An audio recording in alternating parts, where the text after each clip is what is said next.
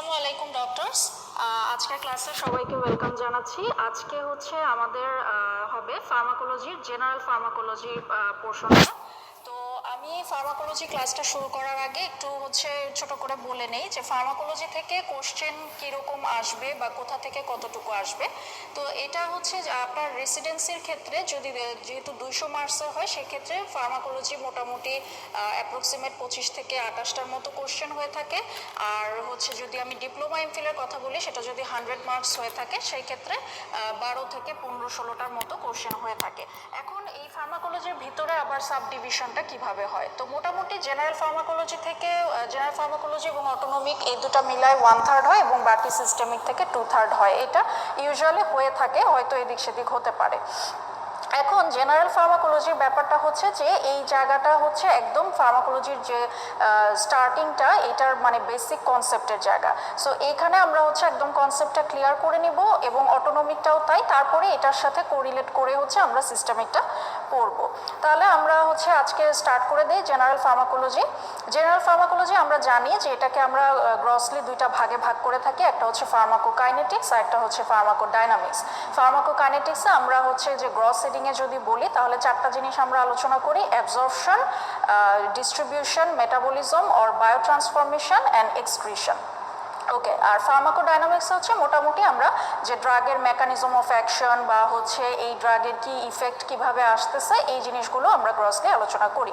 তাহলে প্রথমে আমরা হচ্ছে স্টার্ট করব ফার্মাকোকাইনেটিক্স দিয়ে, এবং এখানে আমরা জিনিসটা এভাবেই পড়বো যে একটা ড্রাগ বডিতে কিভাবে ঢুকতেছে, দেন সে ধাপে ধাপে কোন কোন জায়গা থেকে কোন স্টেপটা ফলো করতেছে, এইভাবেই আমরা যাব।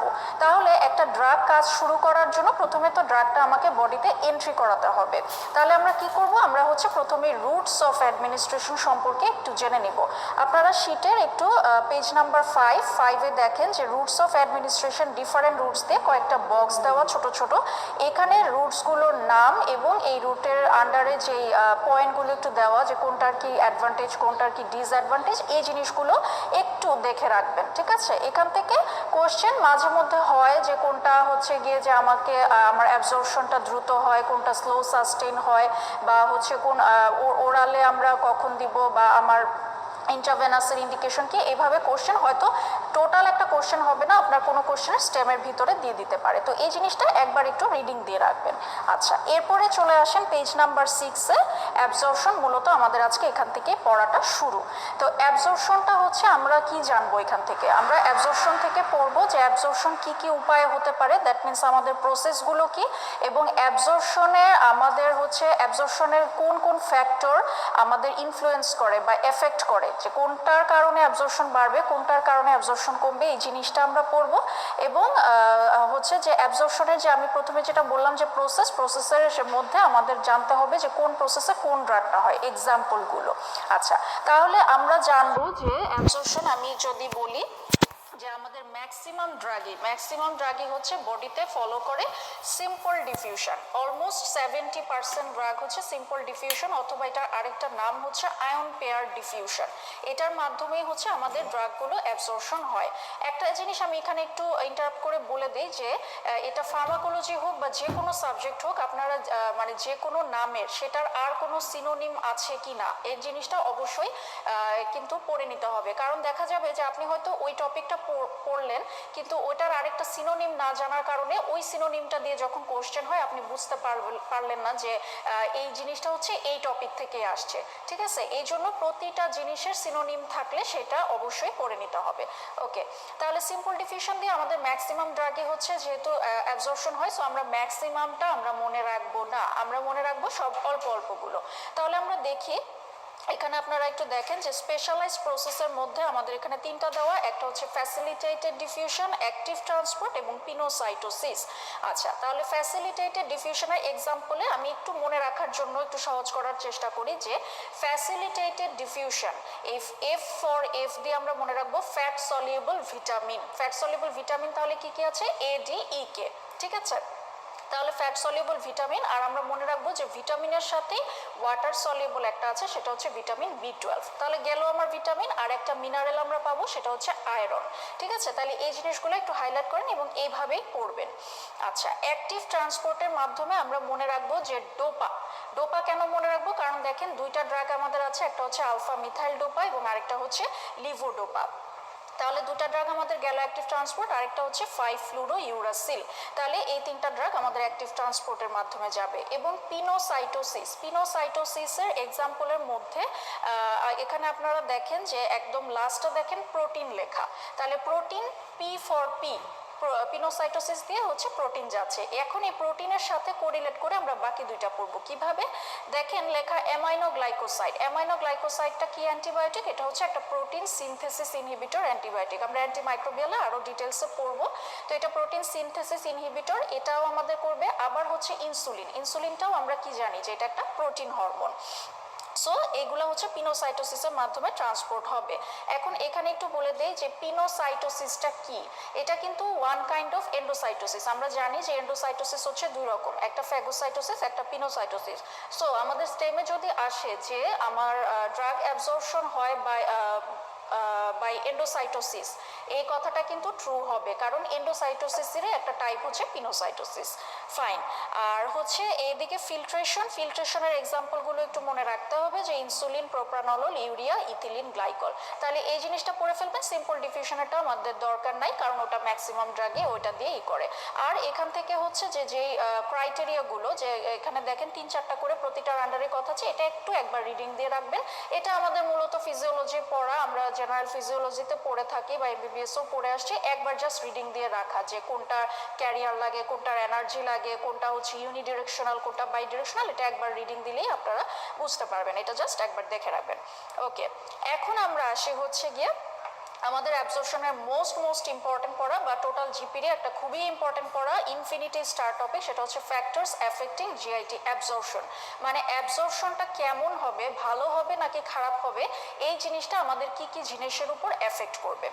ওকে, এখন আমি যদি বলি যে অ্যাবজর্পশন আমাদের একটা জিনিস, একটা সিঙ্গেল ফ্যাক্টর কোনটার উপর হচ্ছে সেটা ডিপেন্ড করবে। যদি যে কোনো একটা বলি, তাহলে আমরা মনে রাখবো যে ড্রাগটা আয়োনাইজড অর আনআয়োনাইজড, এই জিনিসটার উপরে হচ্ছে গিয়ে আমাদের এটা সবচেয়ে বেশি ডিপেন্ড করবে। তাহলে এখন আমাদের কোন জিনিসটা অ্যাবজর্পশন ভালো করবে, আয়োনাইজড অর আনআয়োনাইজড? আমরা মনে রাখবো যে আনআয়োনাইজড পোর্শন বা নন আয়োনাইজড পোর্শনটা হচ্ছে অ্যাবজর্পশনটা গুড হবে। ঠিক আছে, এখন কেন? কারণ হচ্ছে আনআয়োনাইজড পোর্শনটা, এটা মনে রাখতে হবে, this is lipid soluble substance, এই আনআয়োনাইজড পোর্শনটা। এখন আমাদের বডিতে যে আমাদের সেল মেমব্রেন আছে, সেটা কি, সেটাও কিন্তু লিপিডেরই তৈরি।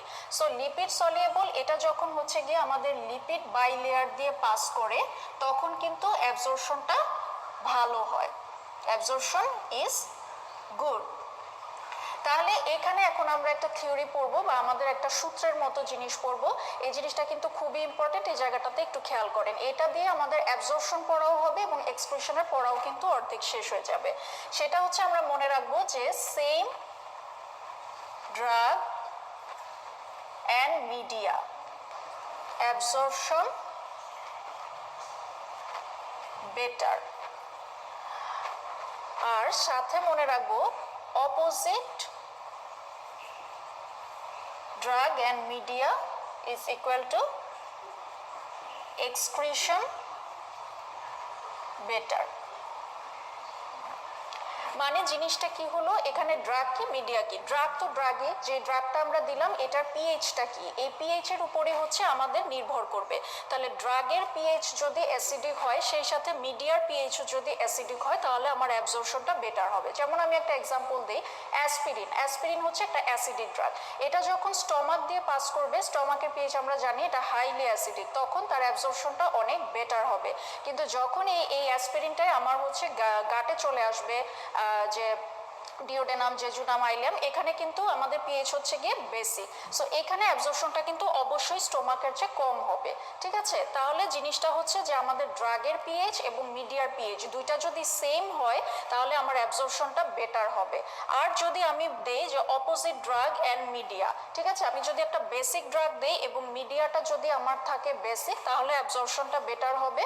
আর সরি, অপোজিট ড্রাগ এবং মিডিয়া যদি আমি হচ্ছে দেই তাহলে আমার এক্সক্রিশনটা বেটার হবে। কারণ অ্যাবজর্পশনের জন্য আমাদের রুল হচ্ছে যে ড্রাগ এবং মিডিয়া সেম সেম হতে হবে, তাদের মধ্যে মিল থাকতে হবে, তাহলে সে টেনে নিবে, অ্যাবজর্পশন করে নিবে। কিন্তু যখনই তাদের হচ্ছে আলাদা হয়ে গেল, অপোজিট, একজন হচ্ছে অ্যাসিডিক আরেকজন হচ্ছে বেসিক, তখনই হচ্ছে আর টেনে নিবে না, তখন অ্যাবজর্পশন করবে না। তখন হচ্ছে আমরা এটাকে বলতে পারি যে অ্যাবজর্পশনটা হচ্ছে লেস হবে বা এক্সক্রিশনটা মোর হবে, সেটা পাথওয়ে অনুযায়ী, যে ড্রাগটা যখন এক্সক্রিশন হয়ে যাওয়ার তখন এক্সক্রিশনটা বেটার হবে বা হচ্ছে আমরা বলতে পারি অ্যাবজর্পশন লেস হবে।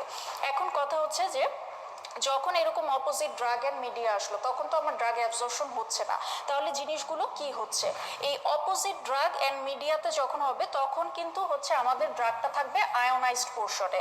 এই অপোজিট যখন থাকবে, যখন সেম ড্রাগ অ্যান্ড মিডিয়া থাকবে তখন হচ্ছে আনআয়োনাইজড পোর্শনে, যে কারণে আমরা প্রথমেই বললাম যে আনআয়োনাইজড বা নন আয়োনাইজড পোর্শনটা হচ্ছে বেটার অ্যাবজর্পশন হয়।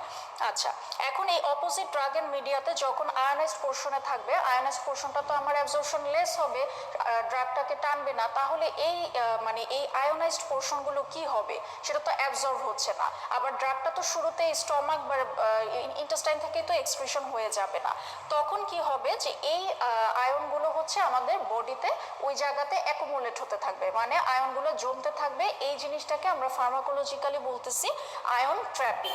এই জিনিসটা আপনারা হচ্ছে 7 পেজে পাবেন, 7 নম্বর পেজের শুরুতেই দেখেন যে আয়ন ট্র্যাপিং দিয়ে একটা কথা লেখা আছে, এই জিনিসটা একটু হাইলাইট করে যে আয়ন ট্র্যাপিংটা তাহলে কখন হবে, যে যখনই হচ্ছে আমার মিডিয়া এবং ড্রাগ এই দুইটা আলাদা হয়ে যাচ্ছে, সেম থাকতেছে না, কারণ সেম থাকলে আমাদের অ্যাবজর্পশন হবে। যেমন এটার নিচেই একটা কোশ্চেন আছে, দেখেন যে মোস্ট ড্রাগস দিয়ে লাস্ট যে স্টেমটা, এটা একটু খেয়াল করেন যে if acidic accumulate more on acid side of membrane. কথাটা কি ঠিক হলো?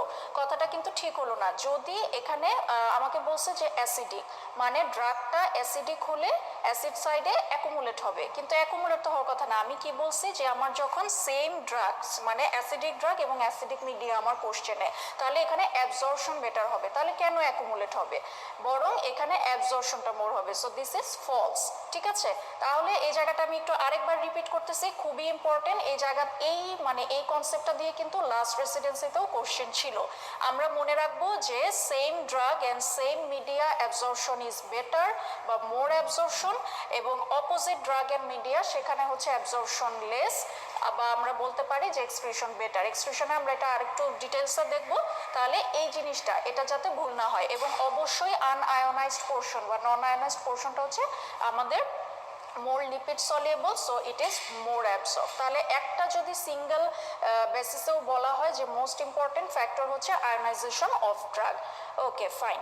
এখন হচ্ছে আমরা আর কয়েকটা জিনিস একটু দেখি, যেমন আপনারা দেখেন 2 নম্বরে বাওয়েল ট্রানজিট টাইম এবং 3 নম্বরে জিআইটি মোটিলিটি। এই দুটো আমি একসাথেই বলে দিচ্ছি যে বাওয়েল ট্রানজিট টাইম মানে একটা ড্রাগ আমার বাওয়েলে কতক্ষণ আছে। এখন সারফেসেই যদি আমার ড্রাগটা না থাকে তাহলে সে অ্যাবজর্পশন হওয়ার তো টাইমটাই পাচ্ছে না। সো বাওয়েল ট্রানজিট টাইমটা তার যত বেশি হবে অ্যাবজর্পশনটা কিন্তু তত বেশি হবে, ঠিক আছে?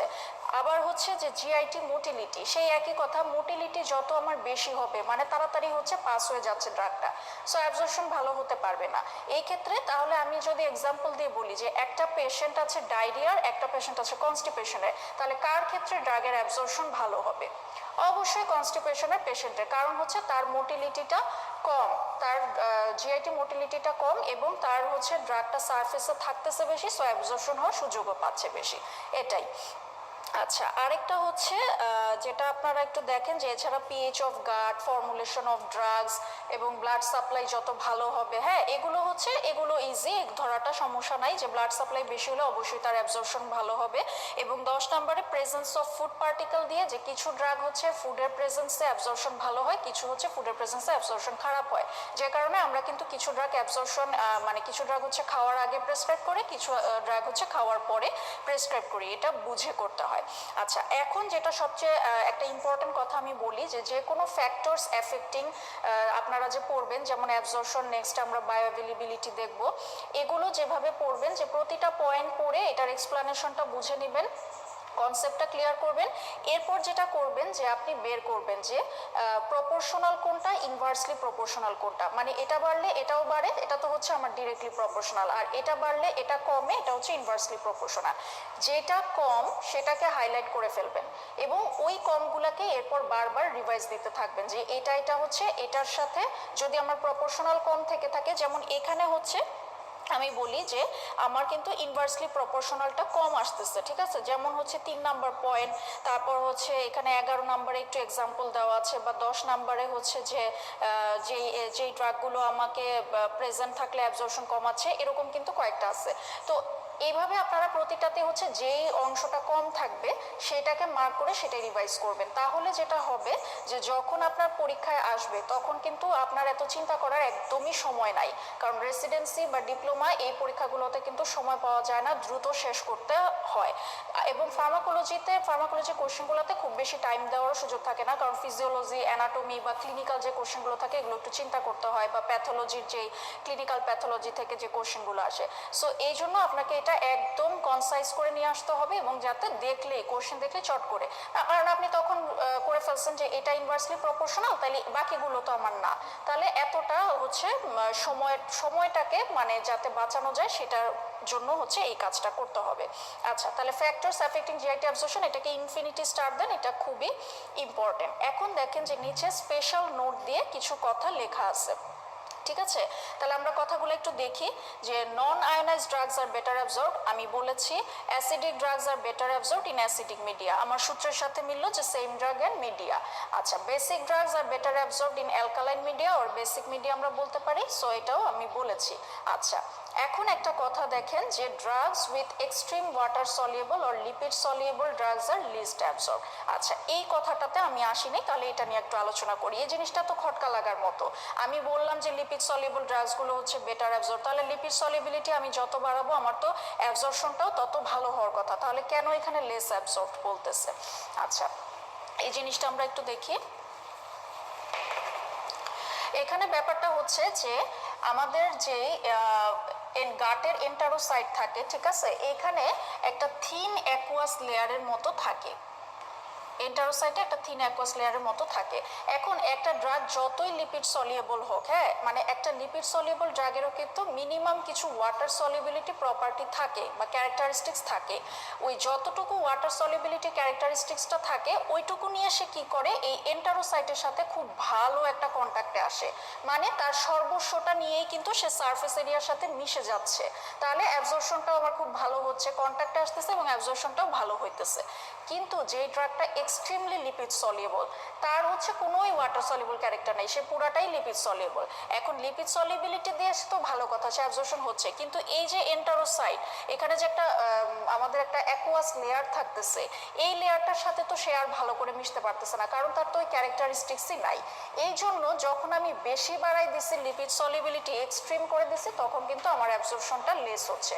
আমরা জানি যে কোনো কিছুই তো অতিরিক্ত ভালো না, বেশি বেশি কোনো কিছুই ভালো না, তাহলে এভাবে আমরা মনে রাখবো যে এক্সট্রিম লিপিড সলিউবল দিলেই কিন্তু আমরা মানে চট করে দিয়ে দিব না যে এটা হচ্ছে গিয়ে ট্রু, তাহলে এটা মনে রাখবেন, এটা একটু হাইলাইট করেন যে drugs with extreme lipid soluble, extreme water soluble আর লিপিড সলিউবল আর লিস্ট অ্যাবজর্ব, মানে এক্সট্রিম কোনোটাই হওয়া যাবে না, not water soluble not lipid soluble. Okay, last হচ্ছে lipid soluble drugs easily cross biological membranes, এটা তো আমি ব্যাখ্যা দিয়ে দিলাম যে আমাদের হচ্ছে মেমব্রেনটা লিপিড বাইলেয়ার এবং লিপিড সলিউবিলিটিটা আরো বেশি হয়, সো অ্যাবজর্পশন ভালো হয়। আচ্ছা, তো স্পেশাল নোটগুলোকে 3 স্টার দিয়ে রাখেন, এটা ভালো করে পড়বেন। 7 নম্বর পেজে আয়রন ট্র্যাপিং আমি অলরেডি বলে ফেলছি যে যখনই আমার অপোজিট ড্রাগ অ্যান্ড মিডিয়া হবে তখন অ্যাবজর্পশন হতে পারবে না, ড্রাগগুলো জমতে থাকবে, অ্যাকুমুলেট হতে থাকবে, এই জিনিসটাকেই আমরা ফার্মাকোলজিক্যালি বলতেছি আয়রন ট্র্যাপিং। কোশ্চেনটা সলভ করে ফেলবেন। আচ্ছা, তাহলে এই গেল হচ্ছে আমার অ্যাবজর্পশন। এখন ড্রাগের অ্যাবজর্পশন তো হয়ে গেল, মানে ড্রাগটা আমার হচ্ছে বডিতে টেনে নিল। এখন কি হবে, আমি বাইরে থেকে একটা জিনিস দিলাম, ড্রাগটা তো আমার হচ্ছে একটা ফরেন বডির মতোই, তাই না? তাহলে এখন যে কোনো নর্মাল সিস্টেমেও মানে বা যে কোনো এখন শপিং মলে বা এয়ারপোর্টে আমরা যদি চিন্তা করি, বাইরে থেকে গেলে কি হয়, একটা চেক ইন সিস্টেম হয়, তাই না? তা হিউম্যান বডিতে আমি একটা জিনিস দিচ্ছি, এটা কি চেক ইন ছাড়া যাবে? অবশ্যই না। এই চেক ইনের দায়িত্বটা হচ্ছে কে পালন করবে? আমাদের মেইনলি পালন করবে হচ্ছে লিভার। ঠিক আছে, মানে জিনিসটা কি, যে এই ড্রাগটা যখন অ্যাবজর্পশন হয়ে যাবে তখন হচ্ছে যে এই মানে এখানে এই ড্রাগটা এটা লিভারে গিয়ে পুরাটা অংশ চেক হবে এবং সেখানে কিছু অংশ হচ্ছে যে যেগুলো মানে কিছু অংশ মেটাবোলাইজড হয়ে যাবে, কিছু এক্সট্রাক্টেড হয়ে যাবে। যেমন হচ্ছে এয়ারপোর্টে গেলাম, এখন এয়ারপোর্টে গিয়ে আমাদের তো ওখানে কিছু জিনিস তো আছে, মানে কিছু জিনিসের লিস্ট আছে যেগুলো নিতে দেয় না, তো সেগুলো কি সে নিতে দিবে? অবশ্যই না, ওগুলো আমাকে ওখানেই ফেলে যেতে হবে। এখানেও ব্যাপারটা তাই, যে লিভারে যখন ড্রাগটা গেল কিছু অংশ ওইখানে ওই দেখা গেল যে আমাদের বাতিল হয়ে গেল, মেটাবোলাইজড হয়ে গেল। এই বাতিল হওয়াটাকে আমরা হচ্ছে বলবো যে মেটাবোলাইজড হয়ে গেল বা এক্সট্রাক্টেড হয়ে গেল। ঠিক আছে, এবং এই প্রসেসটাকে আমরা বলবো হচ্ছে first pass metabolism. Why first pass metabolism? First pass metabolism কথাটা হচ্ছে এই জন্য যে আমাদের ড্রাগটা প্রথম পাসে যে মেটাবলিজম হলো, আমরা তো ফার্মাকোকাইনেটিক্সে একটা ব্রড হেডিংয়ে বলছি যে মেটাবলিজম ও বায়ো ট্রান্সফরমেশন, কিন্তু এটা কিন্তু সেই মেটাবলিজম না, এটা হচ্ছে যে প্রথম পাসেই যে মেটাবলিজম হয়ে গেছে, এই জন্য এটার নাম ফার্স্ট পাস মেটাবলিজম। বাট এটার আরেকটা নাম আছে, সেটা হচ্ছে আপনারা একটু লিখে রাখেন সেটা, যে pre-systemic elimination. Pre-systemic elimination that means হচ্ছে যে সিস্টেমে যাওয়ার আগে আমার যে এলিমিনেশন হয়ে গেল, কারণ এখানে যতটুকু রেখে দিবে যে যেটুকু ড্রাগ মেটাবোলাইজড হয়ে যাবে, তাহলে সেটা তো আমার এলিমিনেট হয়ে গেল, ওটা তো আর আমার সিস্টেমে যাবেই না। সো এই জন্য এটার আরেকটা নাম হচ্ছে প্রি-সিস্টেমিক এলিমিনেশন। এখন আমাদের এই ফার্স্ট পাস মেটাবলিজমটা মেইনলি হয় হচ্ছে লিভারে, এটাই মেইন। এছাড়াও আমরা পাবো হচ্ছে ইন্টেস্টাইনাল ওয়াল, স্কিন, লাং, এগুলাতেও কিছু ফার্স্ট পাস মেটাবলিজম হয়ে থাকে। এখন আপনারা যেটা মনে রাখবেন যে লিভারটা, মানে আমি যেই রুটেই ড্রাগ দিই না কেন সব রুটের জন্যই লিভারটা হচ্ছে গিয়ে আমার কমন। এখন রুট ওয়াইজ আমি চিন্তা করব যে যদি আমি ওরালি দেই, ওরাল একটা ড্রাগ দেই, তখন হচ্ছে লিভারের সাথে সেই ইন্টেস্টাইনাল ওয়ালটাও যাবে, মানে ইন্টেস্টাইনাল ওয়ালেও কিছু ফার্স্ট পাস মেটাবলিজম হবে। আবার বললাম স্কিন, তাহলে স্কিনে আমাদের কোনগুলো যাবে? আমরা যে ট্রান্সডার্মাল রুটে যে দিয়ে থাকি সেগুলো কিন্তু আমাদের স্কিনেও কিছু ফার্স্ট পাস মেটাবলিজম হয়ে থাকে। তাহলে এটার সাথে কিন্তু লিভারটা থাকতেছেই, লিভার সবগুলো রুটের জন্য কমন। ওরালের জন্য এটার সাথে আমার ইন্টেস্টাইনাল ওয়াল যোগ হবে, ট্রান্সডার্মালের জন্য এটার সাথে স্কিন যোগ হবে, লাংসে হচ্ছে এটা বুঝতেই পারতেছেন যে ইনহেলেশনাল রুটে আমরা যেই ড্রাগগুলো দিয়ে থাকি সেগুলো হচ্ছে আমাদের লাংটাও একটা হচ্ছে ফার্স্ট পাস মেটাবলিজমের সাইট হবে। সো ফার্স্ট পাস মেটাবলিজমের সাইটগুলো কিন্তু খুব ইম্পর্টেন্ট, এই সাইটগুলো পড়ে রাখবেন। আর হচ্ছে drugs with high first pass metabolism দিয়ে দেখেন কতগুলো ড্রাগের নাম দেওয়া আছে। এগুলো তো আসলে সব এভাবে মুখস্থ রাখা সম্ভব না, তবে এটা একটু 2 স্টার দিয়ে রাখেন।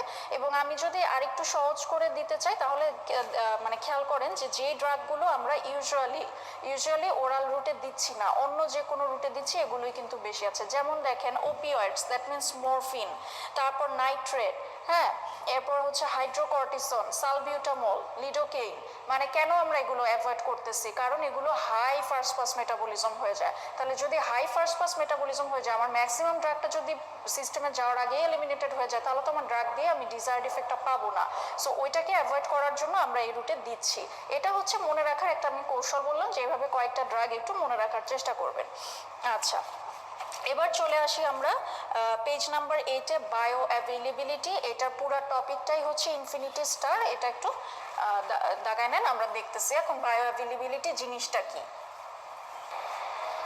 আচ্ছা, এখন আমি যদি প্রথম থেকে আরেকবার বলি যে আমাদের কি হলো, ড্রাগ আমি দিলাম, সেটা হচ্ছে রুটস অফ অ্যাডমিনিস্ট্রেশন, দেন ড্রাগটা আমার বডিতে অ্যাবজর্ব হলো, অ্যাবজর্পশন গেল, কিছু অংশ হচ্ছে চেক ইন হলো লিভারে বা আদার সাইটে, সেটা আমার গেল ফার্স্ট পাস মেটাবলিজম। এখন সব কিছুই হইলো। এখন এই যে সব কিছু হয়ে যাওয়ার পরে ড্রাগটা যে সিস্টেমিক সার্কুলেশনে আসবে, সেই জিনিসটাকে আমরা বলতেছি বায়ো অ্যাভেলেবিলিটি। আপনারা ডেফিনিশনটা দেখেন যে fraction of administered drug reaching the systemic circulation in unchanged form.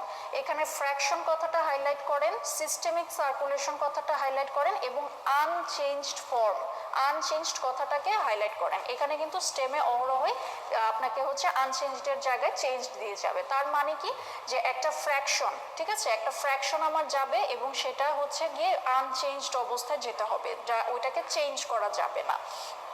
আচ্ছা, তাহলে এই হচ্ছে আমার বায়োঅ্যাভেলেবিলিটির ডেফিনেশন। এখন ফ্যাক্টরস এফেক্টিং বায়োঅ্যাভেলেবিলিটি, এটা আমরা পড়ব। এটা ইনফিনিটি স্টার, এখান থেকে কোশ্চেন অহরহ হয় এবং এইটা হচ্ছে আমরা অ্যাবজর্পশনের সাথে মিলাই পড়ব।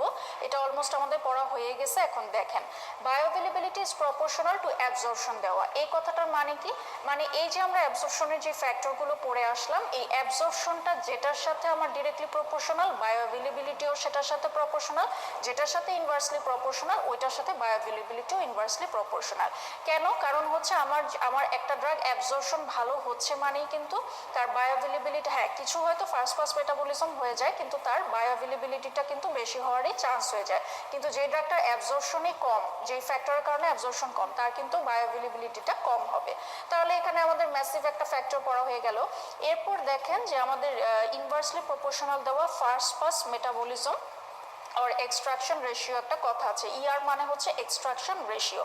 আচ্ছা, ফার্স্ট পাস মেটাবলিজমটা আগে বলি, এটা তো আপনারা বুঝতেই পারতেছেন যে ফার্স্ট পাস মেটাবলিজম আমার যেহেতু, যদি আমি আবারও এয়ারপোর্টের এক্সাম্পল দিয়ে বলি যে এয়ারপোর্টে যদি আমি লাগেজ থেকে ম্যাক্সিমাম জিনিসই বের করে রেখে দিই তাহলে আমি নিয়ে যেতে পারবো কিন্তু খুব অল্প পরিমাণ জিনিস। সেই অল্প পরিমাণ জিনিসটাই কিন্তু হচ্ছে বায়োঅ্যাভেলেবিলিটি। সো ফার্স্ট পাস মেটাবলিজমের সাথে এটা ইনভার্সলি প্রপোর্শনাল। এখন এক্সট্রাকশন রেশিও, এক্সট্রাকশন রেশিওটা কি এটা একটু খেয়াল করেন। এক্সট্রাকশন রেশিওটা হচ্ছে যে এখানে আমাদের নিচে থাকবে যে লিভারে যতটুকু ড্রাগ গেল, ঠিক আছে, আর এখানে হচ্ছে যে লিভারে যতটুকু drug metabolized or extracted হলো।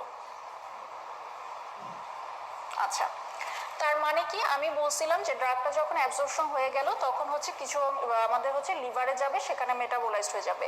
তো এখন লিভারে তো টোটালটাই যাবে। যখন আমরা এয়ারপোর্টে যাই তখন কি কিছু ব্যাগ চেক করে আর কিছু ব্যাগ চেক করে না, এরকম তো হয় না। সো লিভারে পুরাটা ড্রাগই যাবে, দ্যাট মিনস 100%। এটা হচ্ছে আমার 100%ই গেল, যতটুকু ড্রাগ গেল। আর আমি কি বললাম এখানে যে লিভারে যতটুকু ড্রাগ মেটাবোলাইজড অর এক্সট্রাক্টেড, মানে যতটুকু আমি রেখে দিলাম। এখন সাপোজ আমি মনে করেন যে আমার হচ্ছে এখানে 30% হচ্ছে মেটাবোলাইজড বা এক্সট্রাক্টেড হয়েছে। তাহলে এখন যদি আমি এটাকে কাটাকাটি করে আসি তাহলে আমার রেজাল্ট আসতেছে হচ্ছে 0.3, দ্যাট মিনস আমার এক্সট্রাকশন রেশিওটা হচ্ছে 0.3। এখন খেয়াল করেন যে লিভারে যদি আমার 30%, 100%-এর মধ্যে 30% ড্রাগ মেটাবোলাইজড হয়ে গেছে, তাহলে আমার থাকলো কতটুকু? 70%, তাই না? এই 70%টা কি, মানে এই জিনিসটাকে আমি কোনো চেঞ্জ করি নাই, 30% আমি রেখে দিছি, এখন বাকি 70%টা আমি সিস্টেমিক সার্কুলেশনে যাওয়ার জন্য গেট পাস দিয়ে দিছি। দ্যাট মিনস এই 70% হচ্ছে আমার বায়ো অ্যাভেলেবিলিটি। তাহলে খেয়াল করেন যে এক্সট্রাকশন রেশিও আমার যত কম হবে আমার কিন্তু বায়ো অ্যাভেলেবিলিটি তত বেশি হবে। দ্যাটস ওয়াই এটা ইনভার্সলি প্রপোর্শনাল, ঠিক আছে? তাহলে এই জিনিসটা একটু মনে রাখবেন। এবং তাহলে আরেকটা কথাও এখান থেকে বলতে পারি যে কোনো ড্রাগের যদি আমার 100% মেটাবোলাইজড হয়ে যায়, যেগুলো হাই ফার্স্ট পাস মেটাবলিজমের ড্রাগ, তাহলে তো এখানে বুঝতেই পারতেছেন যে 100% ড্রাগ যদি লিভারে যায়, এবং মানে এটা হচ্ছে আরেকটা আমি এক্সাম্পল দিচ্ছি, 100% ড্রাগ যদি লিভারে যায় এবং তার 100%ই যদি মেটাবোলাইজড বা এক্সট্রাক্টেড হয়ে যায়, তাহলে আমার কি আসবে? আমার আসলো হচ্ছে এক্সট্রাকশন রেশিও 1। তাহলে এক্সট্রাকশন রেশিও যখন 1 হবে, আমার কি আর কিছু বাকি থাকছে? আমার তো আর কিছু বাকি নেই। আমি এয়ারপোর্টে গেলাম, আমার সবগুলো লাগেজেই হচ্ছে সেই জিনিসগুলো বাতিল করে দিল, সো আমি কিন্তু সাথে আর কিছু নিতে পারবো না। তখন আমার বায়ো অ্যাভেলেবিলিটি কি হবে? 0 হবে। সো এই জিনিসটা একটু হচ্ছে ম্যাথমেটিক্যালি দিয়ে এটা একটু মাথায় রাখবেন। কোশ্চেন যদি একটু ডিপে করে তাহলে হয়তো বা এভাবে দিতে পারে। আচ্ছা, তাহলে এই হচ্ছে আমাদের মেইন ফ্যাক্টর, যেটা সূত্র আকারে দেওয়া আছে। এরপরে হচ্ছে পয়েন্ট আকারেও এই কথাগুলোই দেওয়া, ফার্স্ট পাস মেটাবলিজম, সলিউবিলিটি। 3 নাম্বারটা একটু দেখেন যে কেমিক্যাল ইনস্টেবিলিটি। কেমিক্যাল ইনস্টেবিলিটি মানে হচ্ছে, এখানে মনে রাখবেন যে কেমিক্যালি একটা ড্রাগ আমার যত স্টেবল হবে তত আমার বায়ো অ্যাভেলেবিলিটিটা কিন্তু ভালো হবে। কারণ আমি যত স্টেবল থাকতে পারবো তত কিন্তু হচ্ছে ওই লিভার কিন্তু পারবে না মেটাবোলাইজ বা এক্সট্রাক্টেড করে দিতে পারবে না, তখন আমার সিস্টেমিক সার্কুলেশনে ড্রাগ বেশি যাবে। সো এই জিনিসটা আপনারা একটু পাশে লিখে রাখেন যে কেমিক্যালি স্টেবল হলে ভালো, যেটা হচ্ছে ইনসুলিন পারে না। ঠিক আছে, ইনসুলিন কেমিক্যালি স্টেবল না, এটা এনজাইম দিয়ে ডিগ্রেডেশন হয়ে যায়, দ্যাটস ওয়াই আমাদের কিন্তু ইনসুলিন ওরালি দেওয়া যায় না। আচ্ছা, আর আদার ফ্যাক্টরস 4 নাম্বার দিয়ে যে আদার ফ্যাক্টরস মানে এগুলোর সাথেও আমাদের প্লাস মাইনাস হতে পারে, যেমন particle size, salt form, enteric coatings, crystal polymorphism, presence of excipients, মানে এগুলোর সাথে হচ্ছে আপনি ওভাবে প্রপোর্শনাল বা ডিসপ্রপোর্শনাল নাই করে মানে এই ফ্যাক্টরগুলো একটা ইনফ্লুয়েন্সিং ফ্যাক্টর, নামগুলো একটু মনে রাখতে হবে, এটা ড্রাগের উপর ভ্যারি করতে পারে। এখন এখানে একটা কথা আমি একটু বলে দিই যে একটা পেশেন্টের যদি লিভার ডিজিজ থাকে, হ্যাঁ, যে তার হচ্ছে সিএলডি, সাপোজ সিএলডি পেশেন্ট, তার ক্ষেত্রে বায়ো অ্যাভেলেবিলিটিটা কি কম হবে নাকি বেশি হবে? অবশ্যই বায়ো অ্যাভেলেবিলিটিটা কিন্তু তার বেশি হবে, কারণ আমি হচ্ছে আমার এই যে মানে চেকিং এর কাজটা বা মেটাবোলাইজড করার কাজটা, এটাকে দায়িত্ব নিছে মেজরিটি নিছে হচ্ছে লিভার। এখন তার লিভারটাই হচ্ছে নষ্ট বা তার লিভারটাই হচ্ছে অকেজো হয়ে গেছে, ডিজিজড কন্ডিশনে আছে, তাহলে সে কিন্তু মেটাবোলাইজড করতে পারবে না। তখন কি হবে যে তখন আমার কিন্তু সিস্টেমিক সার্কুলেশনে ড্রাগটা বেশি চলে আসবে। এবং এই কারণে আমাদের কি করতে হয় যে সিএলডি পেশেন্টকে কিন্তু আমরা ডোজটা একটু টাইট্রেট করে দিই। দেখা যায় যে আমরা নর্মালি যেটা মানে একটা নর্মাল যে মানুষ, তার লিভার ফাংশনিং, এখন তাকে আমি যতটুকু হিসাব করে ড্রাগ দিব যে হ্যাঁ তার তো এখানে এগুলো বাতিল হয়ে যাবে, তাহলে সব প্লাস মাইনাস করে তার এই অংশটা হচ্ছে সিস্টেমিকে যাবে। কিন্তু একটা ডিজিজ মানে যার লিভারটা ডিজিজ কন্ডিশন আছে তার ক্ষেত্রে কিন্তু সেই এটা আমার খাটবে না, কারণ সে তার লিভারটা হচ্ছে ফাংশনিং না, তখন হচ্ছে যে সে মেটাবোলাইজ ছাড়াই বেশি অংশটা সিস্টেমিকে নিয়ে যাবে। সো এটা কিন্তু আমাদের প্রবলেম করতে পারে, এই জন্য মনে রাখতে হবে যে লিভার ডিজিজে বায়ো অ্যাভেলেবিলিটিটা বেশি হবে, এটা হয়তো আপাত দৃষ্টিতে মনে হতে পারে যে কম হবে। আচ্ছা, এরপর হচ্ছে এখানে একটা দেখেন লাস্টের table, roots of administration bio availability দিয়ে, এটা হচ্ছে এটা একটু ভালো করেই পড়বেন, মানে এটা চেষ্টা করবেন যে বায়ো অ্যাভেলেবিলিটির যে পার্সেন্টেজ দিয়ে এটা একটু মনে রাখা। আমি এটা একটু চেষ্টা করতেছি যে কিভাবে শর্টলি মনে রাখা যায়। আচ্ছা, আমরা প্রথমে মনে রাখবো হচ্ছে আইভি রুট, হ্যাঁ, আইভি রুটে হচ্ছে 100%, এটা তো বুঝতেছি যে এটা আমরা সরাসরি সিস্টেমিকে দিচ্ছি। সো সরাসরি সিস্টেমিকে দিচ্ছি মানে বাই ডেফিনিশন হয়তো এদিক সেদিক হতে পারে, বাট থিওরিটিক্যালি বাই ডেফিনিশন আমরা বলবো যে আইভিতে হচ্ছে 100%, যেহেতু এটা সরাসরি সিস্টেমিকে দিচ্ছি। আচ্ছা, এরপরে হচ্ছে আমরা মনে রাখবো যে ট্রান্সডার্মাল, ঠিক আছে, এটা আমি হচ্ছে বেশি থেকে কমের দিকে যাচ্ছি। ট্রান্সডার্মালে 80 টু লেস দেন 100, তার মানে 100 কিন্তু আমি আর কোনোটাতেই পাবো না, শুধুমাত্র আইভি রুটেই পাচ্ছি। এরপরে সবগুলো হচ্ছে 80 টু সেটা লেস দেন 100 হতে হবে। আচ্ছা, এরপরে হচ্ছে আমরা দেখব ইন্ট্রামাসকুলার অ্যান্ড সাবকিউটেনিয়াস। আচ্ছা, এটা হচ্ছে দুইটাই 75 টু লেস দেন 100। ওকে, এবার দেখি হচ্ছে পার রেক্টালে দেখবো আমরা 30 টু লেস দেন 100। আর হচ্ছে দুইটা আমাদের বাকি থাকলো ওরাল অ্যান্ড ইনহেলেশনাল, এই দুটা রুটে আমরা দেখবো 5 টু লেস দেন 100। ঠিক আছে, তাহলে আমরা কিভাবে মনে রাখলাম যে আমাদের বেশি থেকে কমের দিকে গেলাম। সো আইভিতে 100%, ট্রান্সডার্মালে হচ্ছে কি 80 to less or equal 100। Less or equal এখানে বলেছে, কিন্তু অ্যাকচুয়ালি এটা হচ্ছে যে এটা হতে পারে, ওই যে যেটা বললাম যে বাই ডেফিনিশন হতে পারে, কিন্তু ইউজুয়ালি এটা প্র্যাকটিক্যালি সেভাবে হবে না। আচ্ছা, ইন্ট্রামাসকুলার সাবকিউটেনিয়াসটা এই দুইটাই হচ্ছে 75 টু লেস অর ইকুয়াল 100, রেক্টালটা হচ্ছে 30 টু লেস দেন 100, এবং ওরাল অ্যান্ড ইনহেলেশনালের সবচেয়ে কম, সেটা 5 থেকে শুরু হয়ে লেস দেন 100 হতে পারে। আচ্ছা, তাহলে এটা একটু 1 স্টার দিয়ে রাখেন। ওকে, এখন আমাদের সিস্টেমিক সার্কুলেশনে ড্রাগটা চলে আসছে। এখন কি করবে, এই ড্রাগ ডিস্ট্রিবিউশন আমরা চলে আসছি ভলিউম অফ ডিস্ট্রিবিউশন। এটার মানেটা কি, সিস্টেমিক সার্কুলেশনে চলে আসছে, এখন হচ্ছে সে ব্লাডকে ছাড়বে, মানে ব্লাড থেকে সে এবার ইন্টারস্টিশিয়াল টিস্যু এবং ইসিএফ এ যাবে। ধাপে ধাপে তো ড্রাগটাকে ক্রস করতে হবে, ধাপে ধাপে সাইট অফ অ্যাকশনে যেতে হবে। সো এখন আমরা চলে আসছি সিস্টেমিক সার্কুলেশন ক্রস করে আমরা ইন্টারস্টিশিয়াল টিস্যু এবং ইসিএফ এ যাব। এখন এই জিনিসটাকে এখানে হচ্ছে তিনটা কথা একদম মনে রাখতে হবে, যে ডিস্ট্রিবিউশনটা কেমন হবে সেটার উপর আমার হাফ লাইফটা কেমন হবে। র্যাপিড ডিস্ট্রিবিউশন, রিডিস্ট্রিবিউশন, আর হচ্ছে স্লো ডিস্ট্রিবিউশন। আমরা মনে রাখবো যে র্যাপিড ডিস্ট্রিবিউশন আর রিডিস্ট্রিবিউশনের ক্ষেত্রে আমাদের যে হাফ লাইফটা এটা শর্ট হবে, ঠিক আছে, আর স্লো ডিস্ট্রিবিউশনের ক্ষেত্রে এটা হাফ লাইফটা লং হবে। এই তিনটা জায়গা থেকে কিন্তু কোশ্চেনে স্টেম থাকে। সো এই জিনিসটা ভালো করে বুঝে নেন যে র্যাপিড ডিস্ট্রিবিউশন এবং রিডিস্ট্রিবিউশন এই দুইটা জায়গায় হাফ লাইফ শর্ট এবং স্লো ডিস্ট্রিবিউশনে হাফ লাইফ লং। এখন কথা হচ্ছে যে যখন র্যাপিড ডিস্ট্রিবিউশন হয়, এটা তো আমরা বুঝতেছি যে দ্রুত ডিস্ট্রিবিউটেড হয়ে যাচ্ছে, সো আমার হাফ লাইফটাও কম হচ্ছে। আবার যখন হচ্ছে সে খুবই ধীরে ধীরে হচ্ছে, আস্তে আস্তে হচ্ছে, তখন তার হাফ লাইফটা লম্বা হয়ে যাচ্ছে। বাট এইটা কি, রিডিস্ট্রিবিউশনটা কি, এবং এখানে কেন টি হাফটা শর্ট হচ্ছে? আচ্ছা, এটা হচ্ছে যে রিডিস্ট্রিবিউশনের ব্যাপারটা হচ্ছে যে ড্রাগটা যখন ব্লাড থেকে ইসিএফ বা আমার ইন্টারস্টিশিয়াল টিস্যুতে যাচ্ছে, প্রথমে সে যে অর্গানগুলো বেশি ভাস্কুলার, মানে হাইলি ভাস্কুলার অর্গান, সেই জায়গাগুলোতে প্রথমে ডিস্ট্রিবিউট হয়, লাইক ব্রেইন, হার্ট, কিডনি, এই জায়গাগুলোতে গেল। আচ্ছা, এরপরে সে কি হয়, সে আরেকবার ডিস্ট্রিবিউট হয়, কারণ লেস ভাস্কুলার যে অর্গানগুলো, এগুলোকে আমার ডিপ্রাইভ থাকবে, এগুলোতেও তো যেতে হবে।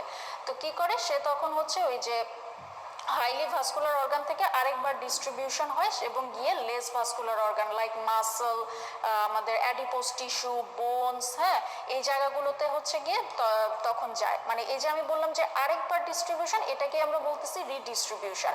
এবং এই জিনিসটা যখন ঘটে, এই জিনিসটা ঘটার সাথে তার অ্যাকশনটা টার্মিনেট হয়ে যায়। আপনারা দেখেন যে রিডিস্ট্রিবিউশনের নিচে একটা কথা লেখা, অ্যাকশন টার্মিনেট বাই রিডিস্ট্রিবিউশন। তার মানে এই যে সে প্রথমে হাইলি ভাস্কুলার অর্গানে গেল, তারপর সে আরেকবার যে রিডিস্ট্রিবিউশন হয়ে লেস ভাস্কুলার অর্গানে গেল, এটার মাধ্যমে আমাদের অ্যাকশনটা টার্মিনেট হয়ে যায়, মানে সে তখন আর কাজ করবে না।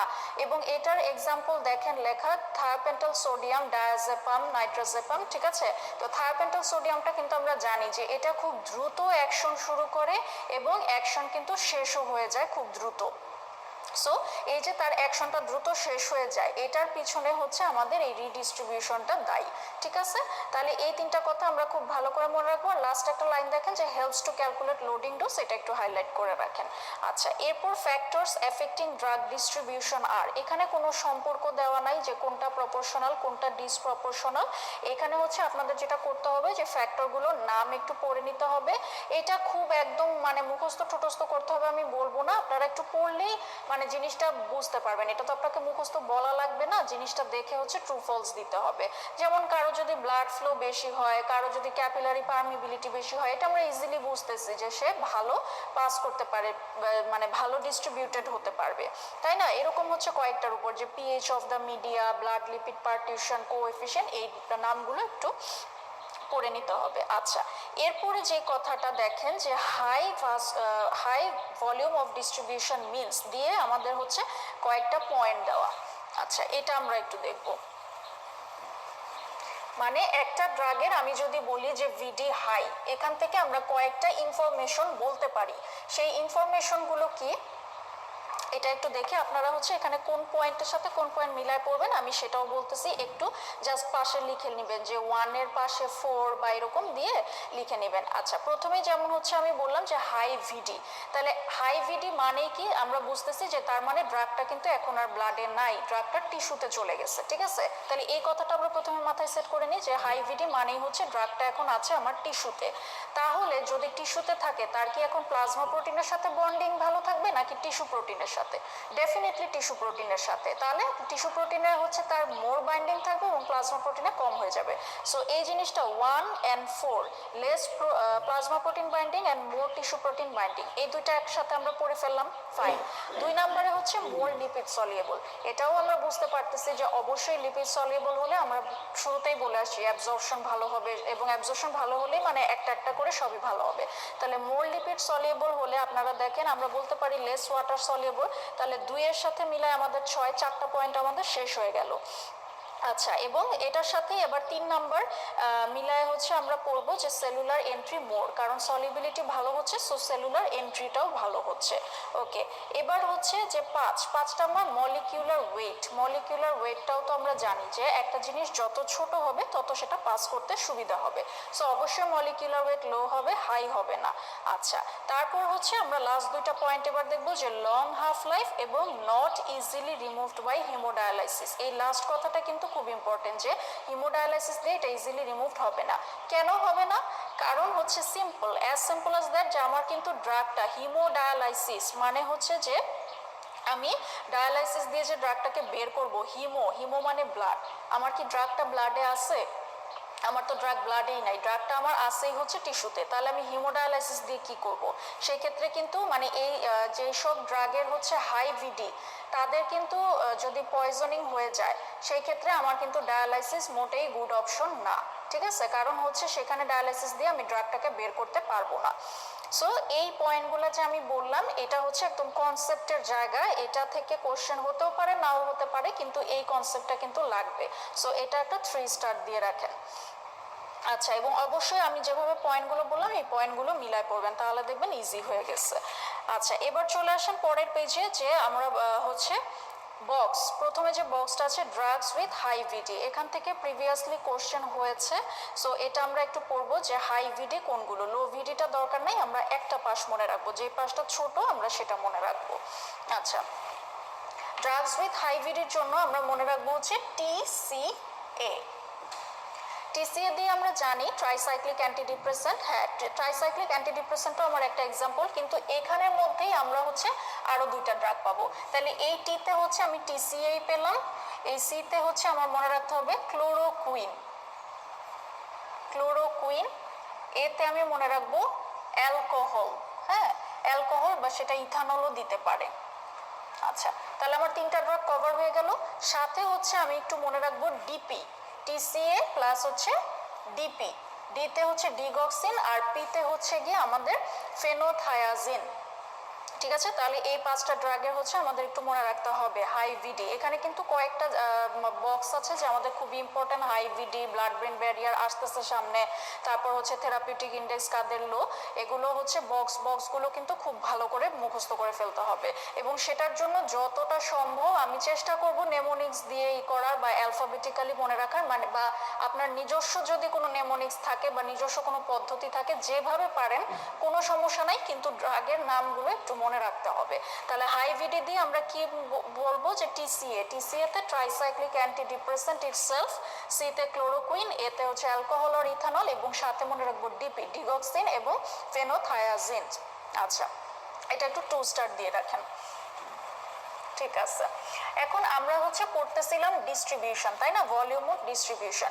এখন এই যে ড্রাগটা ডিস্ট্রিবিউশন হবে, এই মানে সে যে ছড়াই পড়বে, এটার জন্য তো হচ্ছে তার কিছু ব্যারিয়ার ক্রস করতে হবে। ঠিক আছে, এইটার 2টা ব্যারিয়ার আছে, একটা হচ্ছে ব্লাড ব্রেন ব্যারিয়ার, আর একটা হচ্ছে যে প্রেগন্যান্সির ক্ষেত্রে আমরা জানি ব্লাড প্লাসেন্টাল ব্যারিয়ার। এখন এই 2টা ব্যারিয়ারের জন্য আমাদের যে ড্রাগ কোনগুলো ব্যারিয়ার ক্রস করে এবং কোনগুলো করে না, বোথ ব্লাড ব্রেন ব্যারিয়ার এবং blood placental barrier infinity star, এই দুটাই হচ্ছে ইনফিনিটি স্টার টপিক। ঠিক আছে, তাহলে আমরা দেখি যে এখানে অনেকগুলো ড্রাগের নাম আছে, আমরা হচ্ছে একটু যতটা সহজ করে পড়া যায় বা ছোট করে আনা যায়। তাহলে ব্লাড ব্রেন ব্যারিয়ারের ক্ষেত্রে আমরা পড়বো কোনগুলো ক্রস করতে পারে, মানে বাম সাইডের বক্সটা আমরা একটু খেয়াল করি। আচ্ছা, প্রথমেই আমি বলবো যে একটু দেখেন যে নার্ভাস সিস্টেম রিলেটেড যে ড্রাগগুলো বা CNS রিলেটেড ড্রাগগুলো আমাদের কিন্তু ওগুলো তো ব্লাড ব্রেন ব্যারিয়ার ক্রস করতেই হবে, কারণ আমার কাজই হবে ওখানে। তাহলে আপনারা প্রথমে দেখেন অ্যানেস্থেটিক, এটার সাথে মিলায় দেখেন যে একটু নিচ থেকে 3 নম্বরের দিকে দেখেন অ্যাংজিওলাইটিক, তারপর অ্যান্টি পার্কিনসনিজম এজেন্ট, ঠিক আছে? তাহলে এই তিনটা আমরা একসাথে মনে রেখে নিলাম যে নার্ভাস রিলেটেড। আচ্ছা, আবার চলে আসি আমি উপরে tertiary amines. Tertiary amines example দিয়ে অ্যাট্রোপিন লেখা। এখানে আপনারা একটু পাশে লিখে রাখেন ছোট করে যে পেজ 40 40 নম্বর পেজে আমরা টারশিয়ারি অ্যামাইন টোটাল 5টা নাম পাবো। ওই জিনিসটা হচ্ছে আমরা অটোনমিকে পাবো, অটোনমিকে আমরা পড়ে ফেলবো, কিন্তু এখানে যে মানে শুধু অ্যাট্রোপিন না, এটার সাথে যে আরো 4টা নাম আছে এটার জন্য একটু লিখে রাখেন পেজ 40। আচ্ছা, তারপর হচ্ছে অ্যান্টিবায়োটিক। অ্যান্টিবায়োটিকের জন্য প্রথমে আপনারা মনে রাখবেন হচ্ছে টিএসসি, ঠিক আছে? এটা টিচার স্টুডেন্ট সেন্টার না, টিএসসি দিয়ে আমরা মনে রাখবো টেট্রাসাইক্লিন, সালফোনামাইড, ক্লোরামফেনিকল। তাহলে 3টা অ্যান্টিবায়োটিক আমাদের শেষ হয়ে গেল। এখন এই সিতে হচ্ছে আরেকটাও আসবে, সেটা হচ্ছে সেফালোস্পোরিন। এখন সেফালোস্পোরিন তো বিভিন্ন জেনারেশন আছে, সবগুলো জেনারেশন হবে না, আমরা মনে রাখবো 3rd এবং 4th জেনারেশন, মানে যেগুলো পরে আসছে। নিউ জেনারেশনগুলো 3rd 4th জেনারেশনটা ক্রস করবে, বাট 2nd জেনারেশনের একটা সেফালোস্পোরিন হচ্ছে ক্রস করতে পারে, সেটা হচ্ছে সেফিউরোক্সিম। এটা একটু ভালো করে হাইলাইট করে রাখেন, ঠিক আছে? তাহলে এখানে যদি বলে যে drugs crossing blood brain barrier দিয়ে, আমার যদি বলে যে অল সেফালোস্পোরিন, কথাটা কিন্তু ভুল, অল সেফালোস্পোরিন কিন্তু না। আবার যদি বলে যে drugs cannot cross blood brain barrier দিয়ে একটা স্টেমে দিল যে অল 2nd জেনারেশন সেফালোস্পোরিন, তাহলে সেই কথাটাও কিন্তু ফলস হবে, কারণ আমার হচ্ছে 2nd জেনারেশন করতেছে না, নর্মালি আমার কোনোটাই হচ্ছে ক্রস করতেছে না, কিন্তু একটা তো করতেছে, তাহলে আমি কেন অল বলবো? হ্যাঁ, এই জিনিসগুলো, এই ট্রিক্সগুলো কিন্তু একটু খেয়াল করতে হবে। তাহলে সেফিউরোক্সিম 2nd জেনারেশনের একটা, 3rd আর 4th জেনারেশনের সবগুলোই হচ্ছে ব্লাড ব্রেন ব্যারিয়ার ক্রস করে। আচ্ছা, তাহলে অ্যান্টিবায়োটিক আমাদের শেষ হয়ে গেল, আমি পরের দুইটাও বলে ফেলছি। এখন আদার্স। আদার্সের মধ্যে একটু হচ্ছে মনে রাখেন যে এমপিএইচ, ঠিক আছে? এমপিএইচ ডিগ্রি আমরা যে করি, মানে করে থাকেন যারা, তাহলে এমপিএইচ দিয়ে আমরা হচ্ছে কি মনে রাখবো যে মরফিন, ফিনাইটোয়েন, হেপারিন, ঠিক আছে? এই 3টা মনে রাখবো। তাহলে মরফিন তো হলো আচ্ছা, মরফিনের সাথে যে আমি ফিনাইটোয়েন বললাম, ফিনাইটোয়েনের সাথে আরেকটাও আছে এখানে এমপি দিয়ে 2টা, সেটা হচ্ছে ফাইসোস্টিগমিন, ঠিক আছে? তাহলে এই ফাইসোস্টিগমিনটা কিন্তু হচ্ছে আমার ব্লাড ব্রেন ব্যারিয়ার ক্রস করে। এটার পাশের বক্সেই দেখেন যে নিচে আছে নিওস্টিগমিন, নিওস্টিগমিন কিন্তু করে না। তাহলে দুইটাই কোলিনার্জিক ড্রাগ, কিন্তু আমার হচ্ছে ফাইসোস্টিগমিনটা ক্রস করবে, নিওস্টিগমিন করবে না, এটা একটু খেয়াল রাখবেন। আচ্ছা, আর আদার্সের মধ্যে ইথানল কিন্তু একটা আছে, এটা একটু মনে রাখতে হবে যে অ্যালকোহল বা ইথানল। এখন এটা আসলে মিলতেছে না সূত্রের সাথে, প্লাস ই দিয়ে বললাম, তাহলে মানে জিনিসটা যতটুকু একটু সিস্টেমেটিক্যালি, এখানে কিন্তু আমি কোনো নেমোনিক্স সেভাবে করি নাই, একটু সিস্টেমেটিক্যালি চিন্তা করলাম। প্রথমে হচ্ছে নার্ভাস রিলেটেডগুলো আমি চিন্তা করলাম যে আমার এগুলো তো মাথায় পৌঁছাতেই হবে। অ্যান্টিবায়োটিকের মধ্যে আমি বললাম টিএসসি, সিতে 2টা আছে, আর হচ্ছে একটা আছে হচ্ছে পেনিসিলিন। পেনিসিলিনটা আমি একটু মিস করে গেছি, এটা একটু হাইলাইট করেন যে যদি ইনফ্লামড মেনিনজেস হয়, কোনো পেশেন্টের যদি মেনিনজেস ইনফ্লাম থাকে, সেই ক্ষেত্রে পেনিসিলিন ক্রস করবে, আদারওয়াইজ করবে না, ঠিক আছে? তাহলে পেনিসিলিন আর সেফিউরোক্সিমটা একটু ভালো করে হাইলাইট করেন। আচ্ছা, তারপর হচ্ছে আদার্সের মধ্যে আমি কি বললাম যে এমপিএইচ, এমপিএইচ এর মধ্যে মরফিন, পিতে হচ্ছে আমার 2টা, একটা হচ্ছে ফিনাইটোয়েন, ফাইসোস্টিগমিন, হেপারিন, আর সাথে হচ্ছে অ্যালকোহল বা ইথানল। ওকে, তাহলে এটা আমাদের হয়ে গেল। এটা কিন্তু ভালো করে ঠোঁটস্থ মুখস্থ করবেন। ইনফিনিটি স্টার, ক্যানট ক্রস আর আমরা পড়বো না, পড়লেই কিন্তু প্যাচ লেগে যাবে। একবার দেখে রাখবো জাস্ট, কিন্তু মুখস্থ করবো drugs can cross blood brain barrier. আচ্ছা, এবার চলে আসেন পেজ নাম্বার 11 নিচের বক্সে, drugs that can cross blood placental barrier. আচ্ছা, এইটা পড়ার জন্য আপনারা যেটা মনে করবেন যে প্রথমেই আমরা জানি যে প্রেগন্যান্সিতে কিন্তু ম্যাক্সিমাম ড্রাগই আমরা প্রেসক্রাইব করতে পারি না, তো যেগুলো আমরা মোটামুটি কমনলি জানি, যেমন একটা সিডেটিভ, তারপর হচ্ছে ওয়ারফেরিন, হ্যাঁ, তারপর যেমন হচ্ছে অ্যালকোহল, তারপর অ্যান্টিকনভালসেন্টের মধ্যে যে ফিনাইটোয়েন, ভ্যালপ্রয়েড, এগুলো কিন্তু আমরা দিয়ে থাকি না, এগুলো আমরা কম বেশি জানি। সো এগুলো তো অবশ্যই এখন কেন দেই না, কারণ এগুলো প্লাসেন্টা ক্রস করে চলে যাবে, ফিটাসের প্রবলেম করবে। সো এটা এভাবে হচ্ছে জিনিসটা, মানে আমি একটু রেট্রোগ্রেডলি বললাম যে চিন্তা করার জন্য। এখন যেগুলো হচ্ছে একটু মনে থাকে না বা স্টেমে দেয় বেশি, সেগুলো একটু হাইলাইট করেন। যেমন হচ্ছে লাইভ ভ্যাকসিন, একদম লাস্টে আছে লাইভ ভ্যাকসিন, ভিটামিন এ, তারপর হচ্ছে মেটফর্মিন। মেটফর্মিনটা যদিও প্র্যাকটিস ক্ষেত্র বিশেষে করা হয়ে থাকে, বাট তারপরেও কিন্তু এখন পর্যন্ত ইনসুলিনটাই সেফ ধরা হয়, একদম সেফেস্ট ধরা হয়। এছাড়াও মেটফর্মিন করতে পারে বা হচ্ছে যে কিছু নতুন সালফোনাইল ইউরিয়াজ আছে, তো যাই হোক সেটা আমরা এন্ডোক্রাইনে দেখবো, বাট এখানে এটা মাথায় রাখতে হবে। আর হচ্ছে রেডিও আয়োডিন, আইসোট্রিটিনয়েন, এগুলো একটু দেখতে হবে। তো এখানে আমি একটা জিনিস বলবো যে তাহলে ভিটামিনের মধ্যে আমরা ভিটামিন এ পেলাম, এটা খেয়াল করবেন। আর লাইভ ভ্যাকসিন, আপনাকে কিন্তু স্টেমে লাইভ ভ্যাকসিন সরাসরি না দিয়ে কোনো একটা লাইভ ভ্যাকসিনের নাম দিয়ে দিল বা একটা কিল্ড ভ্যাকসিনের নাম দিয়ে দিল। সো অবশ্যই এটা পড়ার সময় কিন্তু একটু মাইক্রোবায়োলজিতে তো আপনারা অবশ্যই খুব ভালো করে এটা পড়ছেন যে কোনগুলো লাইভ ভ্যাকসিন, কোনগুলো কিল্ড ভ্যাকসিন, ওই জিনিসটা একটু রিক্যাপিচুলেট করে নেবেন, হ্যাঁ, যে যাতে স্টেমে এটা আসলে কনফিউশন না হয় যে কি ব্যাপার, এটা তো বক্সে ছিল না, বাট বক্সে কিন্তু ছিল, একটু ব্রড হেডিংয়ে ছিল। সো যদি কঠিন করে তখন কিন্তু মানে নাম দিয়ে দিবে। আচ্ছা, তাহলে এটাও মোটামুটি 3 স্টার দিয়ে রাখেন। এবার চলে আসেন পেজ নাম্বার 12। এখানে বলছে যে অ্যান্টিমাইক্রোবিয়াল এজেন্টস ইন প্রেগন্যান্সি। আচ্ছা, যখন টোটাল ফার্মাকোলজি পড়া হয়ে যাবে আমরা দেখব যে কয়েকটা জিনিস আমাদের পড়ে নিতে হবে যে প্রেগন্যান্সিতে সেফ ড্রাগ লিস্ট কোনগুলো, কয়েকটা সিস্টেম ওয়াইজ। তো এখন আমি হচ্ছে একটু অ্যান্টিবায়োটিকটা নিয়ে আলোচনা করি, এটা খুবই খুবই ইম্পর্টেন্ট, একদম ইনফিনিটি স্টার, যে কোন অ্যান্টিবায়োটিকগুলো আমি প্রেগন্যান্সিতে সেফলি দিতে পারবো এবং কোনগুলো দিতে পারবো না। তাহলে আমার হচ্ছে কন্ট্রাইন্ডিকেশন কোনগুলো এটা আমরা একটু দেখি। Contraindicated in pregnancy. আচ্ছা, এটার জন্য আমরা মনে রাখবো টেক কেয়ার সেফ মাই ফিটাস। ঠিক আছে, তাহলে আমাদের কি হলো সূত্রটা, টেক কেয়ার সেফ মাই ফিটাস। এখন কি আসতেছে, টিতে হচ্ছে গিয়ে আমাদের দুইটা আসবে, একটা হচ্ছে টেট্রাসাইক্লিন ট্রাইমেথোপ্রিন। আচ্ছা, সিতে হচ্ছে ক্লোরামফেনিকল। আচ্ছা, সেফে আমি SAF তিনটাই হচ্ছে ক্যাপিটাল লেটার দিয়ে লিখেছি। এখানে আসবে হচ্ছে সালফোনামাইড, এতে হচ্ছে অ্যামাইনোগ্লাইকোসাইড, এফে হচ্ছে ফ্লুরোকুইনোলোনস। ঠিক আছে, ইতে কিছু নাই, এই জন্য আমি এটা ছোট হাতে লিখছি। আচ্ছা, মাই হচ্ছে মেট্রোনিডাজল, আর ফিটাসে হচ্ছে ফ্লুকোনাজল, মানে যেটা হচ্ছে অ্যান্টিফাঙ্গাল। ওকে, তাহলে এই কন্ট্রাইন্ডিকেশন লিস্টটা কিসের, অ্যান্টিমাইক্রোবিয়ালের লিস্ট। এটার জন্য আমরা বললাম take care save my foetus. এই ড্রাগগুলো আমার হচ্ছে কন্ট্রাইন্ডিকেটেড, আমি প্রেগনেন্সিতে এই ড্রাগগুলো দিব না। তাহলে কোশ্চেন ইজ আমি দিবটা কি, আমাকে তো হচ্ছে যে যখন আমার ইন্ডিকেশন থাকবে কোনো না কোনো অ্যান্টিবায়োটিক তো দিতে হবে। তাহলে আমরা হচ্ছে সেফ যে ড্রাগগুলো দিব,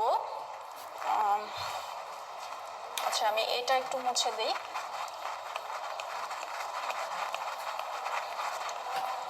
সেটা হচ্ছে যে আমি এখন সেফ অ্যান্টিমাইক্রোবিয়ালের লিস্ট যদি বলি, তাহলে আপনারা মনে রাখবেন পেনিসিলিন, সেফালোস্পোরিন, ম্যাক্রোলিডস। ঠিক আছে, ম্যাক্রোলিডসের মধ্যে কি কি আছে আমরা জানি, অ্যাজিথ্রোমাইসিন, ইরাইথ্রোমাইসিন, ক্লারিথ্রোমাইসিন, এই ড্রাগগুলো, এই তিনটা হচ্ছে মেইনলি মনে রাখবো। এছাড়াও হচ্ছে মেরোপেনেম এবং লিনেজোলাইট।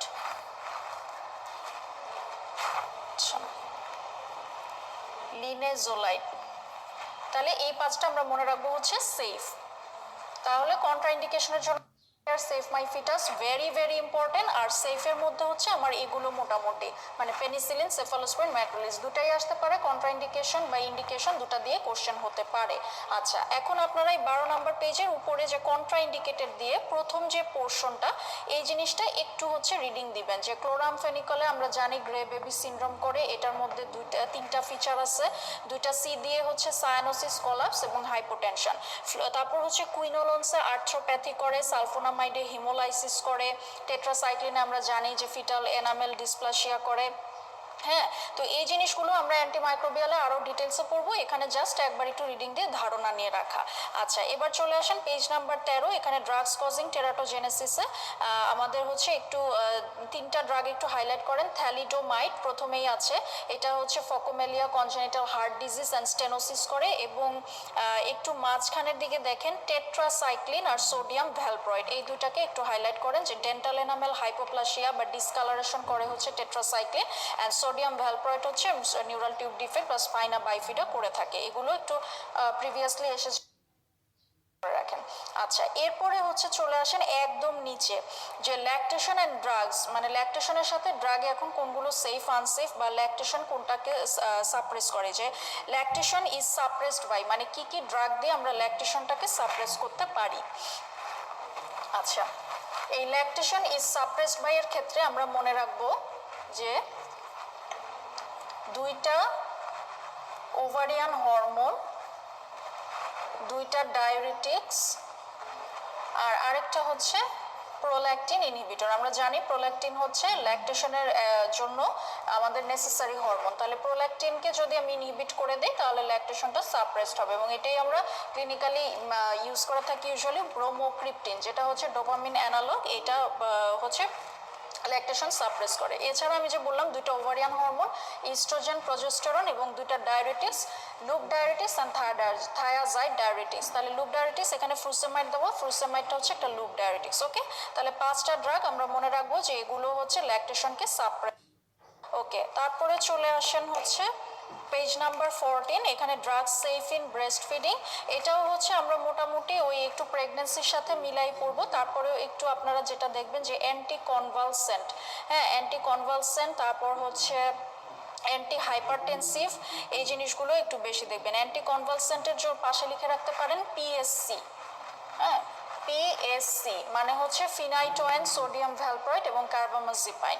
আচ্ছা, আর আদার্সগুলো একটু রিডিং দিয়ে রাখবেন, এটা সিস্টেম ওয়াইজ যখন আমরা পড়বো তখন আরও ভালোভাবে জানবো। ওকে, এখন এই পেজ নাম্বার 14-এরই লাস্ট বক্সটার উপরে যে বক্সটা, comparison between free and high plasma protein bound drugs, মানে কোন ড্রাগগুলো আমার মানে ফ্রি ড্রাগ যেগুলো এবং প্লাজমা প্রোটিন বাউন্ড ড্রাগ, এটার মধ্যে আমরা একটা পার্থক্যের মতো হচ্ছে পড়বো। এটা খুবই ইজি জিনিস, আপনারা একটু শুনেন খেয়াল করে যে ফ্রি ড্রাগ, আমি বলতেছি ফ্রি মানে মুক্ত, তো মুক্ত মানে কি সে স্বাধীন এবং সে হচ্ছে অ্যাক্টিভ, তাহলে এটা অ্যাক্টিভ ফর্ম। কিন্তু যার সাথে হচ্ছে কোনো বাইন্ডিং আছে, প্লাজমা প্রোটিন তাকে মানে বেঁধে রাখছে, সে তো ফ্রি না, সে কিন্তু অ্যাক্টিভও থাকতে পারবে না, ইনঅ্যাক্টিভ ফর্ম, এবং সেটা স্টোরেজ ফর্ম, সেটা স্টোর হয়ে আছে।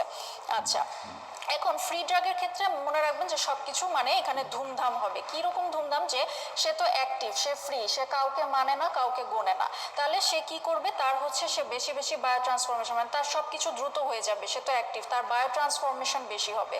যখন তার বায়ো ট্রান্সফরমেশন বেশি হবে তার মানে তার হাফ লাইফটা কম হচ্ছে, তার মানে সময় কম লাগতেছে, তাহলে তার হাফ লাইফ শর্ট। আচ্ছা, তাহলে এগুলো যখন তাড়াতাড়ি হয়ে যাচ্ছে তখন সে এক্সক্রিশনও তাড়াতাড়ি হয়ে যাবে, সো মোর এক্সক্রিশন। এখন আর আমি যদি ড্রাগ ইন্টারাকশনের ব্যাপারটা বলি, যে দেখেন এই ড্রাগটা হচ্ছে সে খুব দ্রুত সব কাজটা শেষ করে চলে যাচ্ছে, সে তো স্পটেই নাই, তাহলে অন্য ড্রাগের সাথে তার কিন্তু ঝামেলা করার সুযোগও কম, সো এই জন্যই বলছে যে লেস ড্রাগ ইন্টারাকশন। এখন এটার সাথে অপোজিট করে আমরা দেখি প্লাজমা প্রোটিন বাউন্ড, সে তো আরেকটা জিনিসের সাথে বাউন্ড, তাহলে সে হচ্ছে ইনঅ্যাক্টিভ ফর্ম, সে স্টোরেজ ফর্মে আছে, তাকে বেঁধে রাখছে, তার বায়ো ট্রান্সফরমেশনও কম হবে বা আসতে হবে, হাফ লাইফটা লং হয়ে যাবে, এক্সক্রিশনটাও কম হবে, এবং সে স্পটে আছে, বসে বসে সে অন্য ড্রাগগুলোর সাথে গ্যাঞ্জাম করতে থাকবে। দ্যাট মিনস তার হচ্ছে গিয়ে ইন্টারাকশনটা, ড্রাগ ইন্টারাকশন হতে থাকবে। আচ্ছা, এখানে উপরে একটা জিনিস একটু ছোট করে লিখে রাখেন যে প্লাজমা প্রোটিন বাউন্ড যে ড্রাগগুলো আমি বললাম, এখানে হচ্ছে যে অ্যাসিডিক যে ড্রাগগুলো অ্যাসিডিক, এগুলো ইউজুয়ালি বাউন্ড করে অ্যালবুমিনের সাথে। হ্যাঁ, আমরা মনে রাখবো এ ফর এ। আর যেগুলো হচ্ছে বেসিক ড্রাগ সেগুলো হচ্ছে আমার আদার্স, যেমন হচ্ছে গ্লোবিউলিন, হ্যাঁ, বা আদার্স যে লাইপোপ্রোটিন আছে এগুলোর সাথে বাইন্ড করে। তাহলে অ্যাসিডিকের সাথে অ্যালবুমিন, বেসিকের সাথে হচ্ছে গ্লোবিউলিন বা লাইপোপ্রোটিন। এই জিনিসটা একটু খেয়াল করতে পারেন, এটা স্টেমে প্রিভিয়াসলি একবার এসেছিল। তাহলে আমাদের কি হলো, ড্রাগ অ্যাবজর্পশন হলো, তারপর চেক ইন হয়ে বায়ো অ্যাভেলেবিলিটি হলো, সিস্টেমিকে যাওয়ার পরে সেখান থেকে ডিস্ট্রিবিউশন হলো, সমস্ত বাধা বিপত্তি পার হয়ে মানে ব্যারিয়ারগুলো ক্রস করে আমাদের হচ্ছে এখন ড্রাগটা ফাইনালি এখন কোথায় আসবে, যে সাইট অফ অ্যাকশন, মানে যেখানে কাজ করার জন্য আমি ড্রাগটাকে বডিতে দিছিলাম সেই সাইট অফ অ্যাকশনে আসলো। ওকে, তাহলে আস্তে আস্তে কিন্তু আমরা ফার্মাকোডাইনামিক্সে ঢুকে যাচ্ছি। সাইট অফ অ্যাকশনে যে ড্রাগটা আসলো, এখন সে কাজ যে করবে, এক একজনের কাজ করার ধরন তো এক এক রকম। অ্যাকশনটা তিন ভাবে হতে পারে, আপনারা পেজ নাম্বার 15-এ চলে আসেন, ড্রাগ অ্যাকশন দিয়ে তিনটা পয়েন্ট লেখা দেখেন। সেটা হতে পারে ফিজিক্যাল অর কেমিক্যাল মিনস, এটা একটা পদ্ধতি, আরেকটা হতে পারে এনজাইম মেকানিজম, আরেকটা হতে পারে রিসেপ্টর মেকানিজম। আচ্ছা, এখন ফিজিক্যাল অর কেমিক্যাল ইন্টারাকশনটা মানে কি, যে কোনো একটা ড্রাগ তার ফিজিক্যাল একটা প্রপার্টি দিয়ে কাজটা করবে, যেমন অসমোটিক ডায়াবেটিস, ঠিক আছে, অসমোটিক ডায়াবেটিসটা কি করবে, সে অসমোসিসের মাধ্যমে কাজ করবে। আবার যদি আমি বলি রেডিও অ্যাক্টিভ আয়োডিন, সে কি করে, তার যে রেডিও অ্যাক্টিভিটি, এই রেডিও অ্যাক্টিভিটির মাধ্যমেই কিন্তু সে কাজটা করে থাকে। আবার যেমন হচ্ছে যে পিইউডিতে আমরা যে অ্যান্টাসিড দিয়ে থাকি, এটা কি করে, এই অ্যান্টাসিডটা কিন্তু হচ্ছে একটা বেসিক ড্রাগ, সে কি করে, তার কাজটাই হচ্ছে আমার অ্যাসিডকে কমাতে হবে, তাই না, সে হাইড্রোক্লোরিক প্রপার্টি, তার যে কেমিক্যাল প্রপার্টি, এটা দিয়ে সে হাইড্রোক্লোরিক অ্যাসিডটাকে নিউট্রালাইজ করে ফেলে। তার মানে এখানে এক্সাম্পল সবগুলোই কি, যে সে তার নিজস্ব একটা প্রপার্টি দিয়ে সে কাজটা করে নিচ্ছে, এটাকেই আমরা বলতেছি by physical or chemical interaction. এক্সাম্পলগুলো আপনারা একবার পড়ে নেবেন, পড়লেই বুঝতে পারবেন।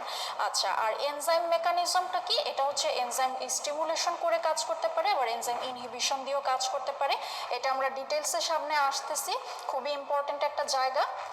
যাই হোক, এটা হচ্ছে এনজাইম মেকানিজমের দুইটা পদ্ধতি। আর রিসেপ্টর মেকানিজমের মধ্যে আমরা কি কি করতে পারি, একটা হচ্ছে আয়ন চ্যানেলের মাধ্যমে, আর একটা হচ্ছে জি প্রোটিন কাপল রিসেপ্টর, কন্ট্রোল ডিএনএ ট্রান্সক্রিপশন, এই নামগুলো একবার একটু পড়ে রাখবেন।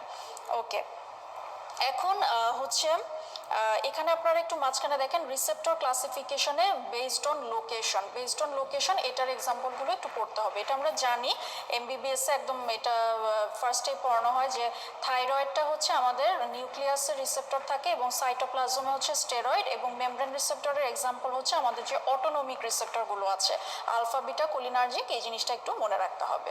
আচ্ছা, এখন আমরা চলে আসছি, এই যে আমরা রিসেপ্টর মেকানিজম বললাম, 3 নম্বর পয়েন্ট রিসেপ্টর মেকানিজম, এইটার উপর ড্রাগকে আমরা 4টা ভাগে ভাগ করতে পারি। সেটা হচ্ছে অ্যাগোনিস্ট, অ্যান্টাগোনিস্ট, আচ্ছা, পার্শিয়াল অ্যাগোনিস্ট, আর হচ্ছে ইনভার্স অ্যাগোনিস্ট। এই জিনিসটা আপনারা দেখেন পেজ নাম্বার 15-এর লাস্ট এই বক্সটা, এখানে খেয়াল করেন, এখানে 3টা জিনিস দেওয়া আছে, সেটা হচ্ছে যে অ্যাফিনিটি, এফিকেসি, ইন্ট্রিনসিক অ্যাক্টিভিটি দিয়ে এক্সাম্পল দেওয়া। এখন এই জিনিসগুলো কি, এটা একটু আমি বলে নিই। অ্যাফিনিটিটা কি, এটা কিছুই না, একটা ড্রাগ একটা রিসেপ্টর, তো আমাকে কাজ করতে হলে ড্রাগটা রিসেপ্টরের সাথে বাইন্ড করতে হবে। তো এই যে ড্রাগটা রিসেপ্টরের সাথে বাইন্ড করবে, এই যে তার একটা যে করার, এটাই হচ্ছে অ্যাফিনিটি, ঠিক আছে, মানে এটা করার অ্যাবিলিটিটাকে আমরা বলতেছি অ্যাফিনিটি। ভালো কথা, তো আমার যে কোনো ড্রাগই, সেটা হচ্ছে আমার কাজ করুক আর না করুক, মানে ড্রাগটা কাজ করতে হলে তো তাকে আগে রিসেপ্টরের সাথে বাইন্ড করতে হবে। সো এই জন্য আমার কিন্তু 4টারই অ্যাফিনিটি মানে সমান থাকবে, মানে প্রতিটা ড্রাগে গিয়ে রিসেপ্টরের সাথে বাইন্ড করবে। এখন কথা হচ্ছে আমার কাজ কেমন করবে, সেইটার উপর আমি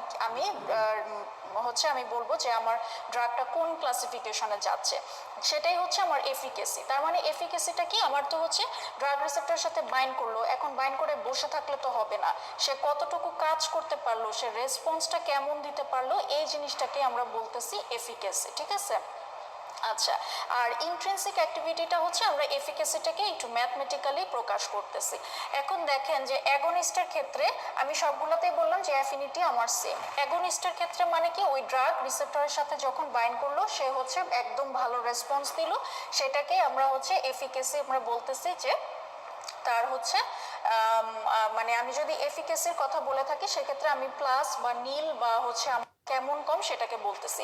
তাহলে অ্যাফিনিটিকে আমি যদি ধরে রাখি যে 3টা প্লাস, ঠিক আছে, তাহলে অ্যাগোনিস্টও কিন্তু আমার 3টা প্লাসই হবে, কারণ সে হচ্ছে ফুল রেসপন্সটাই দিচ্ছে।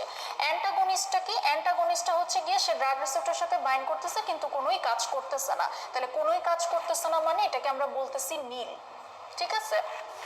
আচ্ছা, এখন পার্শিয়াল অ্যাগনিস্টটা মানে কি, সে তার হচ্ছে সে রিসেপ্টরের সাথে বাইন্ড করতেছে, সে কাজও করতেছে কিন্তু অ্যাগনিস্টের চেয়ে কম করতেছে, এই জন্য আমরা বলতেছি পার্শিয়াল অ্যাগনিস্ট। ঠিক আছে, তাহলে এখানে আমি একটু কম দেখাইলাম, দুইটা প্লাস দিলাম। আচ্ছা, আর ইনভার্স অ্যাগনিস্টটা কি? ইনভার্স অ্যাগনিস্টটা হচ্ছে সে ড্রাগ রিসেপ্টরের সাথে বাইন্ড করতেছে ঠিকই, কিন্তু সে হচ্ছে, আমি যদি একটু মানে সোজা কথায় বলি, যে সে এমনই কাজ করবে, সে হচ্ছে একেবারে অ্যাগনিস্টকে মানে ছাড়াই দিয়ে সে অপোজিট অ্যাকশন দিবে, মানে তার অ্যাকশনটা হবে, তার এফিকেসিটা হবে 3টা প্লাসই হবে, কিন্তু সেটা হবে টোটালি অপোজিট। মানে অ্যাগনিস্ট যদি আমার এদিকে যায় তাহলে ইনভার্স অ্যাগনিস্ট হচ্ছে এরকম যাবে। যেমন আমি বলি যে বেনজোডায়াজেপাইন, ঠিক আছে, বেনজোডায়াজেপাইন আমার মানে এটা কাম ডাউন করে, এটা অ্যাংজিওলাইটিক বা সিডেটিভ হিপনোটিক হিসাবে আমরা ইউজ করে থাকি, কিন্তু এই মানে বেনজোডায়াজেপাইন যে গাবা রিসেপ্টরের উপর কাজ করে সেটারই একটা ড্রাগ বিটা কার্বোলিন যদি আমরা দিই, তখন সে কি করে, সে কাজ করে কিন্তু সে কি করে, পেশেন্টকে কাম করার পরিবর্তে পেশেন্টকে আরো ইউফোরিক বানায় দেয়। ঠিক আছে, মানে আমি যদি হচ্ছে যে বেনজোডায়াজেপাইন দিয়ে আমি পেশেন্টকে কাম করলাম, মানে পেশেন্টকে হচ্ছে যে সিডেট করে তাকে হচ্ছে রিল্যাক্সেশন একটা স্টেটে নিয়ে গেলাম, সেটা হচ্ছে বেনজোডায়াজেপাইন। আমি এক্সাম্পল দিচ্ছি এখন। অ্যান্টাগনিস্টটা কি, আমি বেনজোডায়াজেপাইনের অ্যান্টাগনিস্ট হচ্ছে ফ্লুমাজেনিল। যখন আমি ফ্লুমাজেনিল দিব তখন কিন্তু সে ওই অ্যাকশনটা বেনজোডায়াজেপাইনের অ্যাকশনটা দিবে না, কিন্তু সে নিজস্ব কোনো অ্যাকশনও দিবে না, জাস্ট বেনজোডায়াজেপাইনের অ্যাকশনটাকে ব্লক করে দিল, ফাইন। আর ইনভার্স অ্যাগনিস্টটা কি, সে এখন হচ্ছে যে যেটা বিটা কার্বোলিন বললাম, সেটা হচ্ছে যে আমার সিডেটিভ হিপনোটিক হিসাবে তো মানে কাজ করবি না, উল্টা পেশেন্টকে ইউফোরিক বানাই দিবে, এটাই। আচ্ছা, এখন এখান থেকে পড়ার বিষয় যেটা, আচ্ছা ইন্ট্রিনসিক অ্যাক্টিভিটি, এটা কিন্তু জাস্ট একটু বলা যে অ্যাগনিস্ট যেহেতু আমার টোটাল অ্যাকশনটা দিচ্ছে, এটাকে আমি ধরতেছি 1, অ্যান্টাগনিস্টটা হচ্ছে তো আমার কোনো অ্যাকশনই দিচ্ছে না, তাহলে পার্শিয়াল অ্যাগনিস্টটা আমার কি করতেছে, যে আমার হচ্ছে 0-র চেয়ে বেশি কিন্তু আমার 1-এর চেয়ে কম, তাই না, যেটা আমি বললাম যে কম দিচ্ছে। আর ইনভার্স অ্যাগনিস্টটা হচ্ছে আমার এটা কি হবে, এটা হচ্ছে লেস দ্যান 0, হ্যাঁ, মানে এটা তো আমার অপোজিট অ্যাকশন দিচ্ছে, সো এটা লেস দ্যান 0। এখন এখানে হচ্ছে আপনারা যেটা মেইনলি পড়বেন সেটা হচ্ছে যে পার্শিয়াল অ্যাগনিস্টের কয়েকটা এক্সাম্পল দেওয়া আছে, এটা একটু ইনফিনিটি স্টার দিয়ে রাখেন। পার্শিয়াল অ্যাগনিস্টের এক্সাম্পল পরীক্ষায় আসে, আমরা কিভাবে মনে রাখবো হচ্ছে ফার্স্টে ক্লোনিডিন, ঠিক আছে, এরপর হচ্ছে বিটা ব্লকার 2টা, পিন্ডোলল, অ্যাসিবিউটোলল। ক্লোনিডিনটা হচ্ছে আমাদের আলফা 2 অ্যাগনিস্ট, ঠিক আছে, তাহলে ক্লোনিডিন গেল, সরি 2টা বিটা ব্লকার, পিন্ডোলল, অ্যাসিবিউটোলল, আর হচ্ছে গিয়ে আমরা মনে রাখবো যে 2টা আমাদের ওপিওয়েড অ্যাগনিস্ট, নালোরফিন এবং বুপেনরফিন, ঠিক আছে। তাহলে এই 5টা ড্রাগ একদম ছোটস্থ মুখস্থ করে নিতে হবে। ওকে, তাহলে এটা হচ্ছে আমাদের গেল যে রিসেপ্টর বেসিসে ড্রাগের টাইপসটা বা ক্লাসিফিকেশনটা। এখন আমরা চলে পড়লাম অ্যাগনিস্ট, অ্যান্টাগনিস্ট, মানে তারপর হচ্ছে ইনভার্স অ্যাগনিস্ট, পার্শিয়াল অ্যাগনিস্ট। আমরা এখানে চলে যাব হচ্ছে অ্যান্টাগনিজমে। ড্রাগ অ্যান্টাগনিজম ভেরি ভেরি ইম্পর্টেন্ট, এই জায়গাটা হচ্ছে একটু বুঝে নেওয়ার জায়গা, ঠিক আছে। এখানে কোনো মুখস্থ আমরা করব না, এখানে কোশ্চেন আসেই বেসিক্যালি যে অ্যান্টাগনিজমের টাইপস থেকে এক্সাম্পল দিয়ে কোশ্চেন আসে। আচ্ছা, তাহলে আমরা একটু দেখি অ্যান্টাগনিজমের টাইপসগুলো। আপনারা দেখেন যে এখানে লেখা আছে 3 টাইপস: কেমিক্যাল অ্যান্টাগনিজম, ফিজিওলজিক্যাল অ্যান্টাগনিজম, ফার্মাকোলজিক্যাল। কেমিক্যালের পাশে অবলিক দিয়ে লিখে রাখেন ফিজিক্যাল, ফিজিক্যাল মানে কেমিক্যালেরই আরেকটা নাম হচ্ছে গিয়ে ফিজিক্যাল। ফিজিওলজিক্যালের পাশে অবলিক দিয়ে লিখে রাখেন ফাংশনাল, ঠিক আছে, ফিজিওলজিক্যাল আর ফাংশনাল, এই জিনিসটা একটু খেয়াল রাখতে হবে। আচ্ছা, এখন আর হচ্ছে ফার্মাকোলজিক্যাল, এটা তো আসতেছি। এখন কেমিক্যাল বা ফিজিক্যাল অ্যান্টাগনিজম জিনিসটা কি, এটা হচ্ছে ওই যে যেটা বলে আসছিলাম ড্রাগ অ্যাকশনের ক্ষেত্রেও, যে কোনো একটা ড্রাগ তার নিজস্ব ফিজিক্যাল প্রপার্টি বা কেমিক্যাল প্রপার্টি দিয়ে আরেকটা ড্রাগকে অ্যান্টাগোনাইজড করবে, ঠিক আছে। যেমন হচ্ছে আমি যদি বলি যে অ্যান্টাসিড, অ্যান্টাসিড প্লাস হচ্ছে হাইড্রোক্লোরিক অ্যাসিড, এটা তো আমরা পিইউডিতে দিয়ে থাকি বা আলসার, গ্যাস্ট্রিক আলসারে দিয়ে থাকি। তাহলে অ্যান্টাসিডটা কি, এটা একটা বেসিক ড্রাগ, তার যে এসে যে বেসিক তার এই প্রপার্টি দিয়ে এটা হাইড্রোক্লোরিক অ্যাসিডটাকে কিন্তু নিউট্রালাইজ করতেছে। সো এই যে অ্যান্টাগোনাইজ করলো, হাইড্রোক্লোরিক অ্যাসিডকে তার কাজটা করতে দিল না, তাকে হচ্ছে নিষ্ক্রিয় করে দিল, এটাকেই আমরা বলতেছি কেমিক্যাল বা ফিজিক্যাল অ্যান্টাগনিজম। এই মানে এটার এক্সাম্পলটা একটু খেয়াল রাখতে হবে। আচ্ছা, তো এখানে কোনো ঝামেলার জিনিস নাই, ঝামেলার জিনিস শুরু হবে ফিজিওলজিক্যাল ফিজিওলজিক্যাল আর ফার্মাকোলজিক্যাল থেকে। এখন এই ঝামেলার জিনিসটাকে আমরা একটা সূত্রের মধ্যে নিয়ে আসব। এখানে একটু খেয়াল করেন, আমি দুইটা এক্সাম্পল দিয়ে বলি। একটা হচ্ছে যে অ্যাসিটাইলকোলিন একটা ড্রাগ আর অ্যাড্রেনালিন, ঠিক আছে? অ্যাসিটাইলকোলিন এবং অ্যাড্রেনালিন, খেয়াল করেন যে অ্যাসিটাইলকোলিনটা আমরা জানি এটা হচ্ছে একটা কোলিনার্জিক ড্রাগ, ঠিক আছে? তাহলে এটা হচ্ছে আমাদের কোলিনার্জিকের একটা সাবটাইপ হচ্ছে মাস্কারিনিক রিসেপ্টর। তাহলে মাস্কারিনিক রিসেপ্টর কাজ করে এবং এটা কোথায় আছে? এটা হচ্ছে আইয়ে যেখানে আছে পিউপিলে সেখানে হচ্ছে পিউপিলের উপর এটা করে। এটা হচ্ছে যে আমাদের কোলিনার্জিকটা হচ্ছে প্যারাসিম্প্যাথোমিমেটিক এবং প্যারাসিম্প্যাথেটিকে আমরা জানি পিউপিল কনস্ট্রিকশন হয়, দ্যাট মিনস আমরা বলতে পারি মিওসিস হয়, ঠিক আছে? আচ্ছা, আর অ্যাড্রেনালিনটা কি? অ্যাড্রেনালিনটা হচ্ছে অ্যাড্রেনার্জিক বা সিম্প্যাথোমিমেটিক ড্রাগ, সিম্প্যাথেটিকে পিউপিল ডাইলেটেশন হয়। এখন আইএ হচ্ছে আমাদের কোন রিসেপ্টরটা আছে?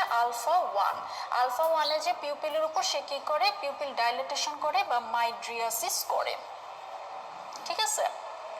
তাহলে এখানে আমি দিলাম একটা এক্সাম্পল। আচ্ছা, এবার আমি চলে আসি যে অ্যাসিটাইলকোলিন। আচ্ছা, অ্যাসিটাইলকোলিনটা হচ্ছে আমরা তো বললামই এটা থাকলো, আর এখানে হচ্ছে অ্যাট্রোপিন। আমি অ্যাট্রোপিন দিয়ে দেখাই।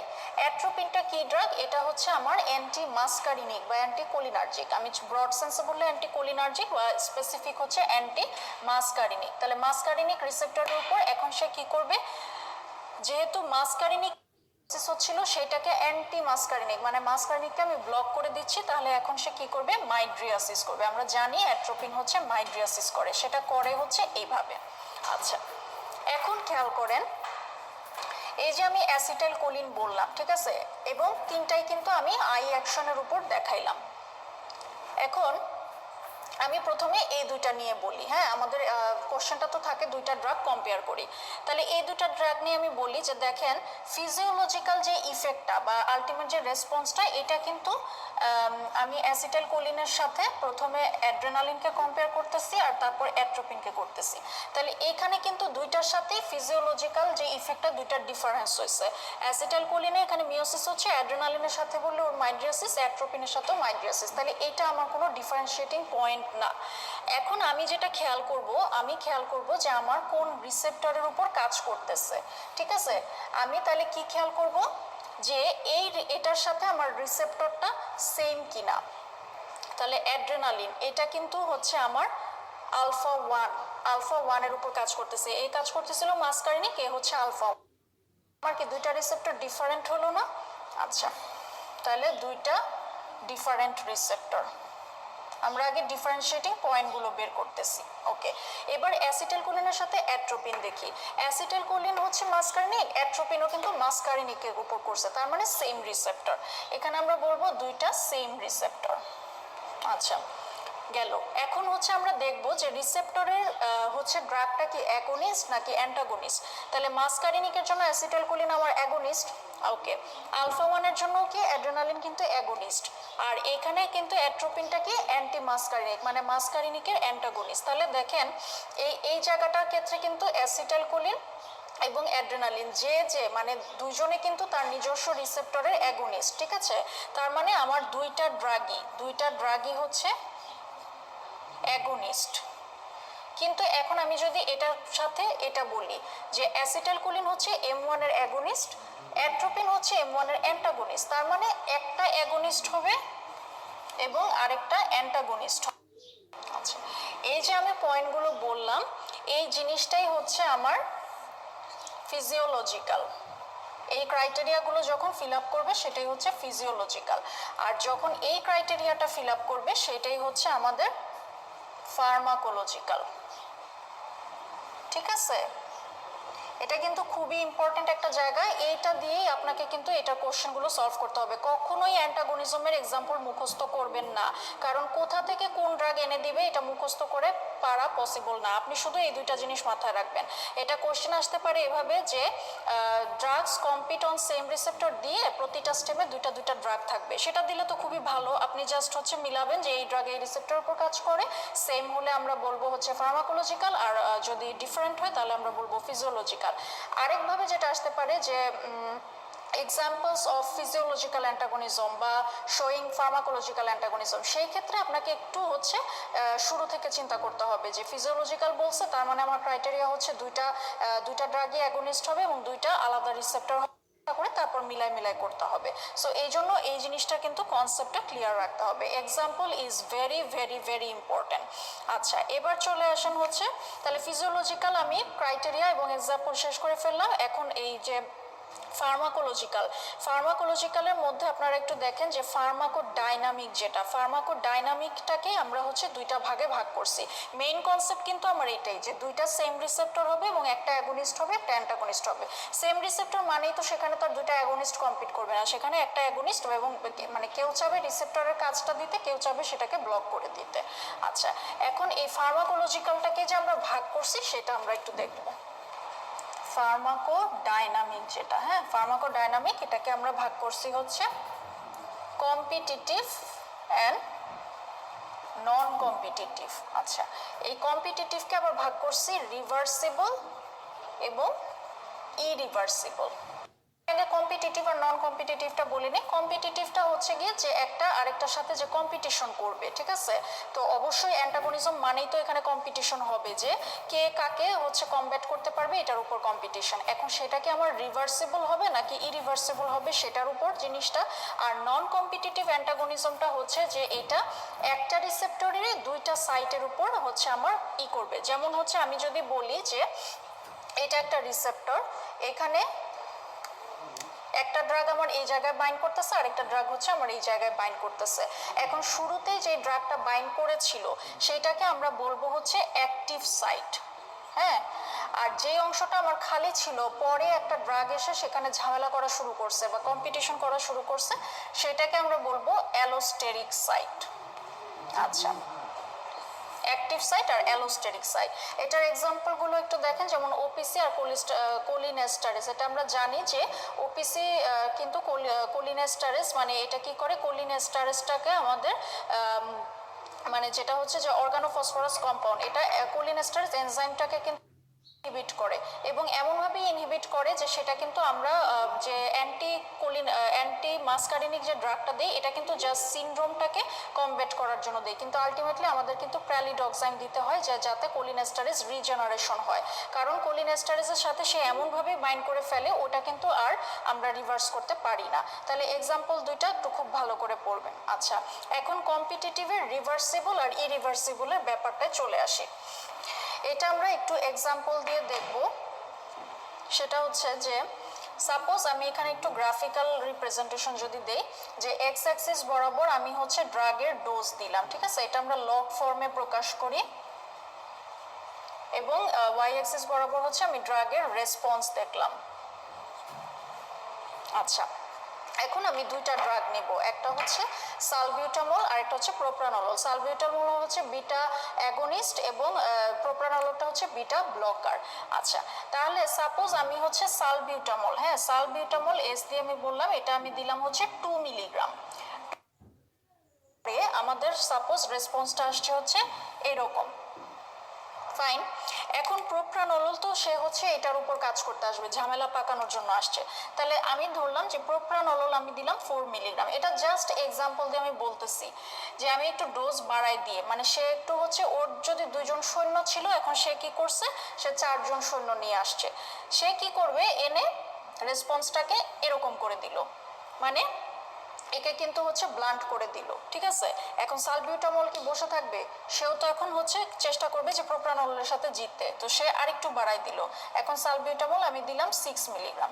6 মিলিগ্রাম দেওয়ার পরে দেখা গেল যে তার অ্যাকশনটা সে আবারও এরকম করতে এবার সে পারছে, কারণ সে তো তার লোক সংখ্যা বাড়াইছে। এদিকে প্রোপ্রানল তো থামবে না, প্রোপ্রানল কি করলো, প্রোপ্রানল আরো বাড়াইলো, এবার সালবিউটামলের চেয়ে বাড়ায় সে 8 মিলিগ্রাম করলো, করে সে রেসপন্সটাকে এরকম করে দিল। আচ্ছা, তার মানে জিনিসটা কি হচ্ছে একটু খেয়াল করেন, যে একটু ভালো করে এই জায়গাটা খেয়াল করেন যে সালবিউটামল সে তার হচ্ছে ডোজ বাড়ায় সে কিন্তু তার কাজটা ঠিক রাখতেছে। আবার প্রোপ্রানল কিন্তু তার যে কাজ মানে এটাকে ব্লার করে দেওয়া, এই তো সেও করে যাচ্ছে। এখন এই জিনিসটা কতক্ষণ চলতে থাকবে, এটা কি অনন্তকাল ধরে চলতে থাকবে? এভাবে তো হয় না, ঠিক আছে। এখন এই জিনিসটা হচ্ছে যে আমাদের মানে এই জিনিসটা কম্পিটিশনটা মানে কম্পিটিটিভ হবে নাকি হচ্ছে যে এটা আবার মানে কম্পিটিশনটা ইরিভার্স হয়ে যাবে, যে একজন এসে মানে কম্পিটিশন শেষ করে দিল। যে দেখা গেল যে আমি যদি বলি যে প্রোপ্রানোলোল আমি যখন 12 মিলিগ্রাম দিলাম তখন যে ইফেক্টটা দিল, এরপরে গিয়ে দেখা গেল যে সালবিউটামল আমি আরো বাড়াইলেও আর কাজ হচ্ছে না, দ্যাট মিনস আমার কম্পিটিশন কিন্তু শেষ হয়ে গেল। ঠিক আছে, এই জিনিসটাই হচ্ছে মানে একটু খেয়াল রাখার বিষয়। যে আপনারা দেখেন পেজ নাম্বার 17-এ এখানে কিছু কথা লেখা আছে এবং অবশ্যই কম্পিটিটিভের দুইটা নাম পড়বেন, সারমাউন্টেবল ইকুইলিব্রিয়াম এবং রিভার্সিবল, আর হচ্ছে কম্পিটিটিভ নন নন নন ইকুইলিব্রিয়াম, নন সারমাউন্টেবল বা ইরিভার্সিবল। এই নামগুলো দিয়ে কিন্তু কোশ্চেন দিতে পারে। এখন এটার আন্ডারে কিছু কথা আছে যে আপনারা একটু দেখেন যে ইরিভার্সিবলের আন্ডারে সেকেন্ড যে কথাটা, antagonist affinity to receptor is very high এবং স্ট্রং অ্যান্টাগনিস্ট, মানে এই যে আমি যেটা বললাম যেটা অনন্তকাল ধরে তো চলা সম্ভব না, এই জিনিসটাই আমাদের ডিপেন্ড করবে হচ্ছে ড্রাগ রিসেপ্টর বন্ড। মানে ড্রাগ এবং রিসেপ্টরের মধ্যে বন্ডিংটা যত স্ট্রং হবে তত হচ্ছে গিয়ে যে তার মানে জিনিসটা ততটাই হচ্ছে তখনই তার কম্পিটিশনটা এন্ডিং হয়ে যাবে, যে সে এখন তার সাথে একটা স্ট্রং বন্ডিং তৈরি করে ফেলছে। এখন সেখানে থার্ড পার্টি আসলেও সেই বন্ডিংটাকে আর ভাঙতে পারবে না। সেই থার্ড পার্টি বলতে আমরা বুঝাচ্ছি যে অ্যাগনিস্ট যখন চলে আসবে আরো বাড়াবে, কোনো লাভ হবে না, কারণ তার সাথে তার একটা ভালো বন্ডিং ক্রিয়েট হয়ে গেছে। এই ভালো বন্ডিং বা স্ট্রং বন্ডিংটাকে আমরা বলবো কোভ্যালেন্ট বন্ড। মানে যখন ড্রাগ রিসেপ্টরের মধ্যে কোভ্যালেন্ট বন্ড তৈরি হয়ে যাবে তখনই হচ্ছে গিয়ে আমাদের এটা ইরিভার্সিবল প্রপার্টিতে চলে আসবে। ঠিক আছে, এটা একটা ইনফরমেশন পেলাম। এবং আরেকটা ইনফরমেশন আপনারা খেয়াল করেন যে দেখেন এখানে আমি যে এক্সাম্পলটা দিছি যে আমি হচ্ছে একটু একটু করে ডোজ বাড়াচ্ছি আর অ্যান্টাগনিস্টও ডোজ বাড়াচ্ছে, তাহলে দেখেন যে জিনিসটার কিন্তু মানে রেসপন্সটা সেমই থাকতেছে, রেসপন্সে কিন্তু কোনো যার মতো রেসপন্স দিয়ে যাচ্ছে, কিন্তু কি হচ্ছে আমাকে ড্রাগের ডোজ বাড়াইতে হইতেছে। মানে সে 2 মিলিগ্রামে যে কাজটা করতে পারতো এখন 6 মিলিগ্রামে এসেও সে সেই কাজটা করতে পারতেছে, কিন্তু আমার ডোজ বাড়াই দিতে হচ্ছে। সো এই যে আমার ডোজ বাড়াই দিতে হচ্ছে এই জিনিসটাকে আমরা বলবো যে এটার পটেন্সি কমে যাচ্ছে। এখন পটেন্সি মানে কি, আমি যদি সোজা ভাষায় বলি যে পটেন্সিটা হচ্ছে যে একটা ড্রাগ কত কম ডোজে ম্যাক্সিমাম কাজ করতে পারবে, তাই না? আমরা যে কোনো একটা কাজ করতে গেলেও আমরা কি চেষ্টা করি যে হ্যাঁ আমি 2টা লোককে দিয়ে কাজ সেরে ফেলবো। আমি তো চাবো না যে ওই যে কাজটা 2টা লোককে দিয়ে সম্ভব 10 জন লোককে তো আমি নিয়োগ দিতে আমি চাবো না। তো তাহলে এই জিনিসটা কি হইলো যে তার মানে এফিকেসিটা ঠিক থাকতেছে কিন্তু পটেন্সিটা কমে যাচ্ছে। এবং এই জিনিসটাই হচ্ছে গিয়ে আমাদের কম্পিটিটিভের ক্রাইটেরিয়া। মানে এই যে যখন তার কম্পিটিশন হচ্ছে, ঠিক আছে, কম্পিটিশন হচ্ছে তখন কি হলো যে আমার এফিকেসি, এই যে রেসপন্স, এই এফিকেসিটা কিন্তু ঠিক থাকলো কিন্তু এই যে পটেন্সিটা কমে যাচ্ছে। কিন্তু যখন নন কম্পিটিটিভ হবে, নন কম্পিটিটিভে কি হবে এটা আমি আরেকটা গ্রাফ দিয়ে দেখাই। নন কম্পিটিটিভে যেটা হবে যে একটা অ্যাগনিস্ট যদি আমার এরকম রেসপন্স দিত, এই অ্যান্টাগনিস্ট কি করবে ওই যে স্ট্রং বন্ডিং তৈরি করে আমাকে এটা একদম ফ্ল্যাট করে দিল রেসপন্সটা। ঠিক আছে, তাহলে আমার কি হলো পটেন্সি কিন্তু ঠিক আছে, সে এই ডোজে সে কাজটা করে ফেললো কিন্তু এফিকেসিটা কিন্তু নষ্ট করে দিল। সো এই জন্য আপনারা একটু লিখে রাখেন যে কম্পিটিটিভ, হ্যাঁ আমি এখানে দেখাই যে এটা হচ্ছে কম্পিটিটিভ আর এটা হচ্ছে নন কম্পিটিটিভ। এই কম্পিটিটিভে আপনারা লিখে রাখেন যে পটেন্সি কমতেছে আর নন কম্পিটিটিভে এফিকেসি কমতেছে। এটা দিয়ে কিন্তু প্রিভিয়াসলি অনেকবার কোশ্চেন হয়েছে। সো এই জিনিসটা হচ্ছে এই যে আমি গ্রাফে দেখাইলাম এটার মানেই হচ্ছে এইটা। আচ্ছা, তাহলে এই গেল হচ্ছে আমাদের অ্যান্টাগনিজম। এই যে পেজ নাম্বার 17 যেটা, এটা পুরাটাই ভালো করে পড়বেন। এখানে কিন্তু মানে হচ্ছে যে এক্সাম্পলগুলো এবং ক্রাইটেরিয়াগুলো কথাগুলো এগুলোই কিন্তু একবার পড়ে নেবেন, তাহলে আপনার জন্য ইজি হয়ে যাবে। আচ্ছা, তারপর হচ্ছে পেজ নাম্বার 18-তে চলে আসেন, ইম্পর্টেন্স অফ অ্যান্টাগনিজম। এই অ্যান্টাগনিজম নিয়ে এত কথা কারণ এটা পয়জনিং এ আমরা অ্যান্টিডোট হিসেবে ইউজ করি। যেমন আমার যদি মরফিন পয়জন হয় আমি নালোক্সন দিই। কেন দিই? মরফিনটা বেশি হয়ে গেছে, এখন তাকে করার জন্য সেই রিসেপ্টরে অন্য কেউ এসে যাতে বাইন্ড করে, মরফিনকে যাতে আর বাইন্ড করতে না দেয়, মানে মরফিনের ইফেক্টটা যাতে আর না দিতে পারে, আমরা হচ্ছে তার প্রতিদ্বন্দ্বী হিসাবে নালোক্সনকে নিয়ে আসতেছি, তাই না? তাহলে এটা একটা ইম্পর্টেন্স। তারপর দেখেন টু প্রডিউস ড্রাগ কম্বিনেশন, আমরা বিভিন্ন ড্রাগ কম্বিনেশন যেমন হচ্ছে লুপ ডায়োরেটিক্স আর স্পাইরোনোল্যাকটোন, আমরা কেন দুটো মিলাই দিচ্ছি, কারণ লুপ হচ্ছে হাইপোক্যালেমিয়া করে, স্পাইরোনোল্যাকটোন হাইপার ক্যালেমিয়া করে, তাহলে আমরা যাবো কই, দুইটা মিলাই দিলেই তো হচ্ছে আমার সাম্যাবস্থা থাকবে পটাশিয়ামটা, ঠিক আছে। তাহলে এই হচ্ছে আমাদের ইম্পর্টেন্সগুলো। আর ডোজ রেসপন্স রিলেশনশিপ এখান থেকে একটু দেখেন যে এটা দুই রকম হতে পারে, গ্রেডেড আর কোয়ান্টাল। গ্রেডেড থেকে আমরা কি ইনফরমেশন পাই, পোটেন্সি, এফিকেসি, সেফটি মার্জিন, যেটা আমরা দেখলাম যে পোটেন্সি এফিকেসি সম্পর্কে কিন্তু আমরা একটা ধারণা পেয়ে যাচ্ছি। আর কোয়ান্টাল ডোজ রেসপন্স রিলেশনশিপ থেকে আমরা থেরাপিউটিক ইন্ডেক্স এবং বিভিন্ন ড্রাগ রেসপন্স সম্পর্কে ইনফরমেশন পেয়ে থাকি, এই জিনিসটা একটু দেখে রাখতে হবে। আচ্ছা, তাহলে এই গেল হচ্ছে ড্রাগ অ্যান্টাগনিজম, ঠিক আছে। এই জায়গাটা কিন্তু একটু ঠান্ডা মাথায় নিয়ে বসতে হবে, গোলমাল লেগে যায়, ঠিক আছে, কিন্তু আপনাদের ঠান্ডা মাথায় নিয়ে বসতে হবে, কারণ এই জায়গাটা থেকে কোশ্চেন আসে এবং অবশ্যই মুখস্থ না, আমি যে ক্রাইটেরিয়াগুলো বললাম এই ক্রাইটেরিয়াগুলোর সাথে মিলায় মিলায় দেখতে হবে। আচ্ছা, এবার চলে আসেন হচ্ছে page number 19, half life. Half লাইফটা কি, হাফ লাইফটা কিছুই না, একদম সোজা বাংলায় বলি যে আমি ড্রাগটা যতটুকু দিলাম, যে সাপোজ আমি হচ্ছে 50 মিলিগ্রামের একটা ড্রাগ দিলাম, তার 25 মিলিগ্রামে পৌঁছাতে, বডিতে কাজটা শেষ করে 25 মিলিগ্রামে পৌঁছাতে যে টাইমটা লাগবে, এটাই হচ্ছে হাফ লাইফ। মানে তার অরিজিনাল ভ্যালু থেকে তার হাফ কনসেন্ট্রেশনে আসতে যে সময়টা লাগতেছে। আপনারা একটু ডেফিনেশনটা দেখেন যে time taken for plasma concentration to decline half of original concentration, তাহলে সেটাই হচ্ছে আমার হাফ লাইফ। এখন এখান থেকে যেটা মোস্ট ইম্পর্টেন্ট সেটা হচ্ছে যে এটার ইম্পর্টেন্সটা কি, এটার ফ্যাক্টরস এফেক্টিংটা থেকে কোশ্চেনটা একটু কম হয়, বাট হয়, কিন্তু এই ইম্পর্টেন্সটা থেকে অনেকবার কোশ্চেন হয়েছে, ঠিক আছে। তাহলে এই হাফ লাইফ থেকে আমরা কি কি ইনফরমেশন পাবো এটা একটু দেখেন। আমরা মনে 2F, আচ্ছা 2D মানে কি, 2D মানে হচ্ছে একটা হচ্ছে ডোজ বা হচ্ছে অ্যামাউন্ট টু বি অ্যাডমিনিস্টার্ড, এটা সম্পর্কে আমরা একটা ধারণা পাবো। তারপর হচ্ছে ডিউরেশন অফ অ্যাকশন, যে এটা কতক্ষণ অ্যাকশন দিবে, তাহলে দুটা ডি গেল।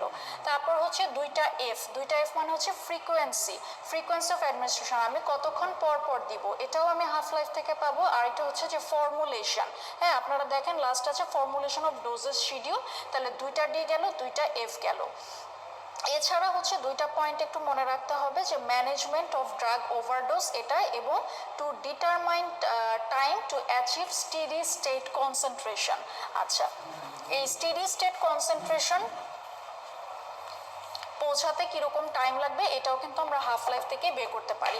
এখন হয়তো কোশ্চেন আসতে পারে যে স্টেডি স্টেট কনসেন্ট্রেশনটা কি, এটা কিছুই না, আমি যদি বলি যে একটা ড্রাগ আমি দেওয়া স্টার্ট করলাম, ঠিক আছে, এখন যখন আমি স্টার্ট করলাম তারপর সে তার কাজ করলো, তারপর এক্সক্রিশন হওয়া শুরু করবে, হ্যাঁ, তো শুরুতেই তো এই জিনিসগুলো সমান থাকে না, তো দেখা যায় যে একটা নির্দিষ্ট ফ্রিকোয়েন্সিতে আমরা যখন ড্রাগটা দিতে থাকবো, একটা টাইম পরে গিয়ে দেখা যায় যে রেট অফ ইনটেক এবং রেট অফ এলিমিনেশন এই দুটা সমান হয়ে যায়, এই জিনিসটাকে আমরা বলতেছি স্টেডি স্টেট কনসেন্ট্রেশন। এবং দেখা গেছে যে স্টেডি স্টেট কনসেন্ট্রেশনে পৌঁছাতে আমাদের 4 থেকে 5টা হাফ লাইফ লেগে থাকে।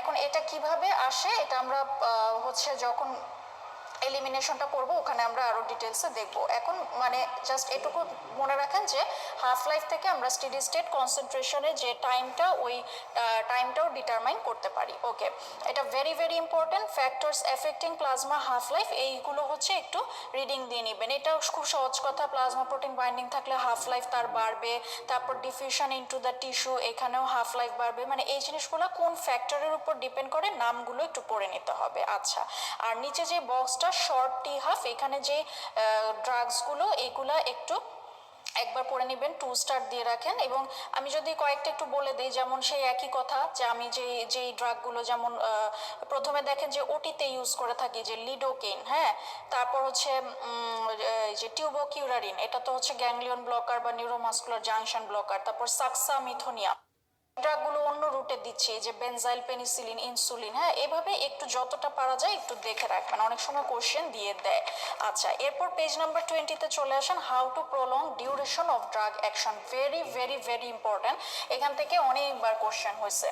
এটা যেভাবে পড়বেন যে এটা কয়েকটা হচ্ছে সিম্পল কথা তো আমরা এমনিতেই বলতে পারবো যে আমি যখন ডিউরেশন অফ অ্যাকশন বাড়াতে যাবো অবশ্যই আমি ড্রাগের ডোজটা বাড়াই দিব, এটা একটা করতে পারি। আরেকটা করতে পারি আমি ড্রাগের ফ্রিকোয়েন্সিটা বাড়াই দিতে পারি, যে আমি হচ্ছে 8 ঘন্টা পর পর না দিয়ে 4 ঘন্টা পর পর, এটা এক্সাম্পল হিসাবে বললাম, অবশ্যই এটা নিয়ম কানুন আছে।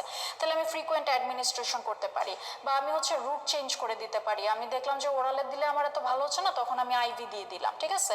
তাহলে এগুলা হচ্ছে একটা ব্যাপার। আর হচ্ছে এক্সাম্পলগুলো আপনারা যে দেখেন যে লাস্টে যে 4-5টা বুলেট পয়েন্ট আছে, এই এক্সাম্পলগুলো খুব ভালো করে পড়বেন। মানে মনে রাখবেন যে ফার্মাকোকাইনেটিক যে প্রোফাইলগুলো, এগুলোকে অল্টার করেও কিন্তু আমরা ড্রাগ অ্যাকশনটাকে বাড়াতে পারি।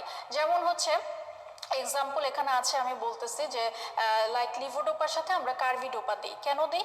কারণ হচ্ছে যে লিভোডোপাটা দেখা যায় যে আমার ব্লাড ব্রেন ব্যারিয়ার পর্যন্ত পৌঁছাতে পৌঁছাতে ডোপা ডিকার্বক্সিলেজ দিয়ে আমার মেটাবলাইজড হয়ে গেলে তো আমার আর লাভ হবে না, ওইটাকে আবার ইনহিবিট করার জন্য আমাকে দিতে হয় কার্ভিডোপা।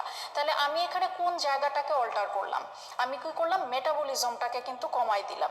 আপনাকে প্যাচ লাগাবে কোশ্চেনে কোথায়, যে এক্সাম্পলটা ঠিকই রাখবে, লিভোডোপার সাথে কার্ভিডোপাই দিবে, কিন্তু বলবে যে বাই ডিক্রিজিং এক্সক্রিশন। কিন্তু আমি কি এখানে এক্সক্রিশনের উপর কোনো অল্টারেশন করছি? আমি তো এক্সক্রিশনের উপর অল্টারেশন করিনি। সো এই জিনিসটা কোন ফার্মাকোকাইনেটিক প্রোফাইলকে অল্টার করতেছে, এবং এক্সাম্পল যে লিভোডোপার সাথে কার্ভিডোপা, পেনিসিলিনের সাথে প্রোবেনিসিন, মানে এই বক্সটা খুবই ভালো করে পড়তে হবে।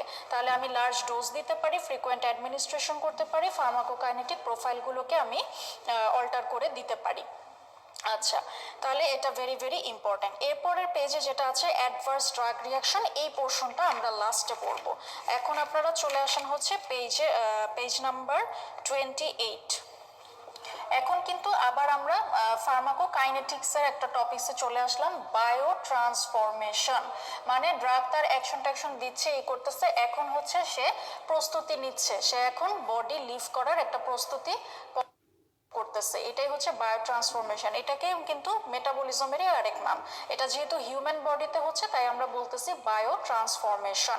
এখন বায়ো ট্রান্সফরমেশন কি কাজটা করে থাকে, 3টা ব্রড হেডিংয়ে আমি যদি বলি, একটা হচ্ছে প্রো ড্রাগ থেকে অ্যাক্টিভ ড্রাগ করে থাকে। আরেকটা যেটা করতে পারে, এই অ্যাক্টিভ ড্রাগ থেকে মোর অ্যাক্টিভ করতে পারে। আরেকটা হলো যে এই অ্যাক্টিভ থেকে ইনঅ্যাক্টিভ মেটাবোলাইট করতেছে, ঠিক আছে। তাহলে এগুলো হচ্ছে আমার বায়ো ট্রান্সফরমেশনের অবজেক্টিভ, বা কেন আমার বায়ো ট্রান্সফরমেশনটা হবে। এখন প্রো ড্রাগটা কি? প্রো ড্রাগটা হচ্ছে যে এটা এমন একটা, মানে ড্রাগের এমন একটা ফর্ম যেটা কাজ করতে হলে আমাকে মেটাবলিক কনভার্সন হতে হবে, মানে ওই ফর্মটা গিয়ে কাজ করতে পারবে না, এটা আমি বডিতে দিব, কিন্তু এটা মেটাবলিক কনভার্সন হয়ে আরেকটা ফর্ম হবে, তারপর হচ্ছে অ্যাকশনটা দিবে, ঠিক আছে। এখন এই যে আপনারা দেখেন যে prodrug to active drug, এখানে ডেফিনিশনটা দেওয়া আছে, এটা একটু হাইলাইট করেন, এবং এটার অ্যাডভান্টেজ প্রথম 2টা পয়েন্ট একটু বেশি হাইলাইট করেন, যে ইট ইমপ্রুভস অ্যাবজর্পশন অ্যান্ড বায়োঅ্যাভেলেবিলিটি, ঠিক আছে। তাহলে প্রো ড্রাগের সাথে এটা যে অ্যাবজর্পশন এবং বায়োঅ্যাভেলেবিলিটিটাকে ইমপ্রুভ করে, এখানে কিন্তু অন্য কোনো প্রোফাইল দিয়ে দেয়, কিন্তু আমরা এই 2টা দিলেই হচ্ছে ট্রু দিয়ে দিব। ওকে, 2 নাম্বার হচ্ছে avoid first pass metabolism or pre systemic elimination. এটা তো আমরা বুঝতেই পারতেছি যে এই জিনিসগুলোকে আমরা অ্যাভয়েড করার জন্য বা বাইপাস করার জন্য আমরা প্রো ড্রাগটা ইউজ করে থাকতেছি। আচ্ছা, এবার চলে আসেন হচ্ছে প্রো ড্রাগের, দেখেন একটা বড় বক্স দেওয়া মাঝখানে, ঠিক আছে। এটা একটু কষ্ট করে প্রো ড্রাগের নামগুলো একটু বারবার পড়ে মুখস্থ করতে হবে, কারণ প্রো ড্রাগের এক্সাম্পলগুলো প্রিভিয়াসলি এবং রিসেন্টও মানে আসছে, দেখা গেছে যে প্রো ড্রাগস আর দিয়ে ফর্ম, মানে প্রো ড্রাগের নাম দিয়ে দেয়। এখন এখানে আমি একটু হচ্ছে যে কয়েকটা একটু হাইলাইট করি, যেগুলো অনেক বেশিবার আসছে বা কনফিউশন তৈরি করে। যেমন হচ্ছে যে আপনারা দেখেন 4 নম্বরে আছে ডিপিভেফ্রিন, ঠিক আছে। ডিপিভেফ্রিনের জায়গায় কোশ্চেনে দিয়ে দেয় এপিনেফ্রিন, ঠিক আছে, কিন্তু এপিনেফ্রিন কিন্তু আমার প্রোড্রাগ না, এপিনেফ্রিনটা হচ্ছে অ্যাক্টিভ ফর্ম, আমার প্রোড্রাগ ফর্মটা হচ্ছে ডিপিভেফ্রিন। তারপরে খেয়াল করেন এই যে প্রেডনিসোন, ঠিক আছে, ফলনটা হচ্ছে আমার অ্যাক্টিভ ফর্ম, কিন্তু প্রোডাক্ট ফর্মটা হচ্ছে প্রেডনিসন। তারপরে দেখেন এটার একটা পরে আছে ব্যাকামপিসিলিন, বা অবলিক দিয়ে একটু লিখে রাখেন ট্যালামপিসিলিন, ব্যাকাম্পিসিলিন অর টালামপিসিলিন, ঠিক আছে।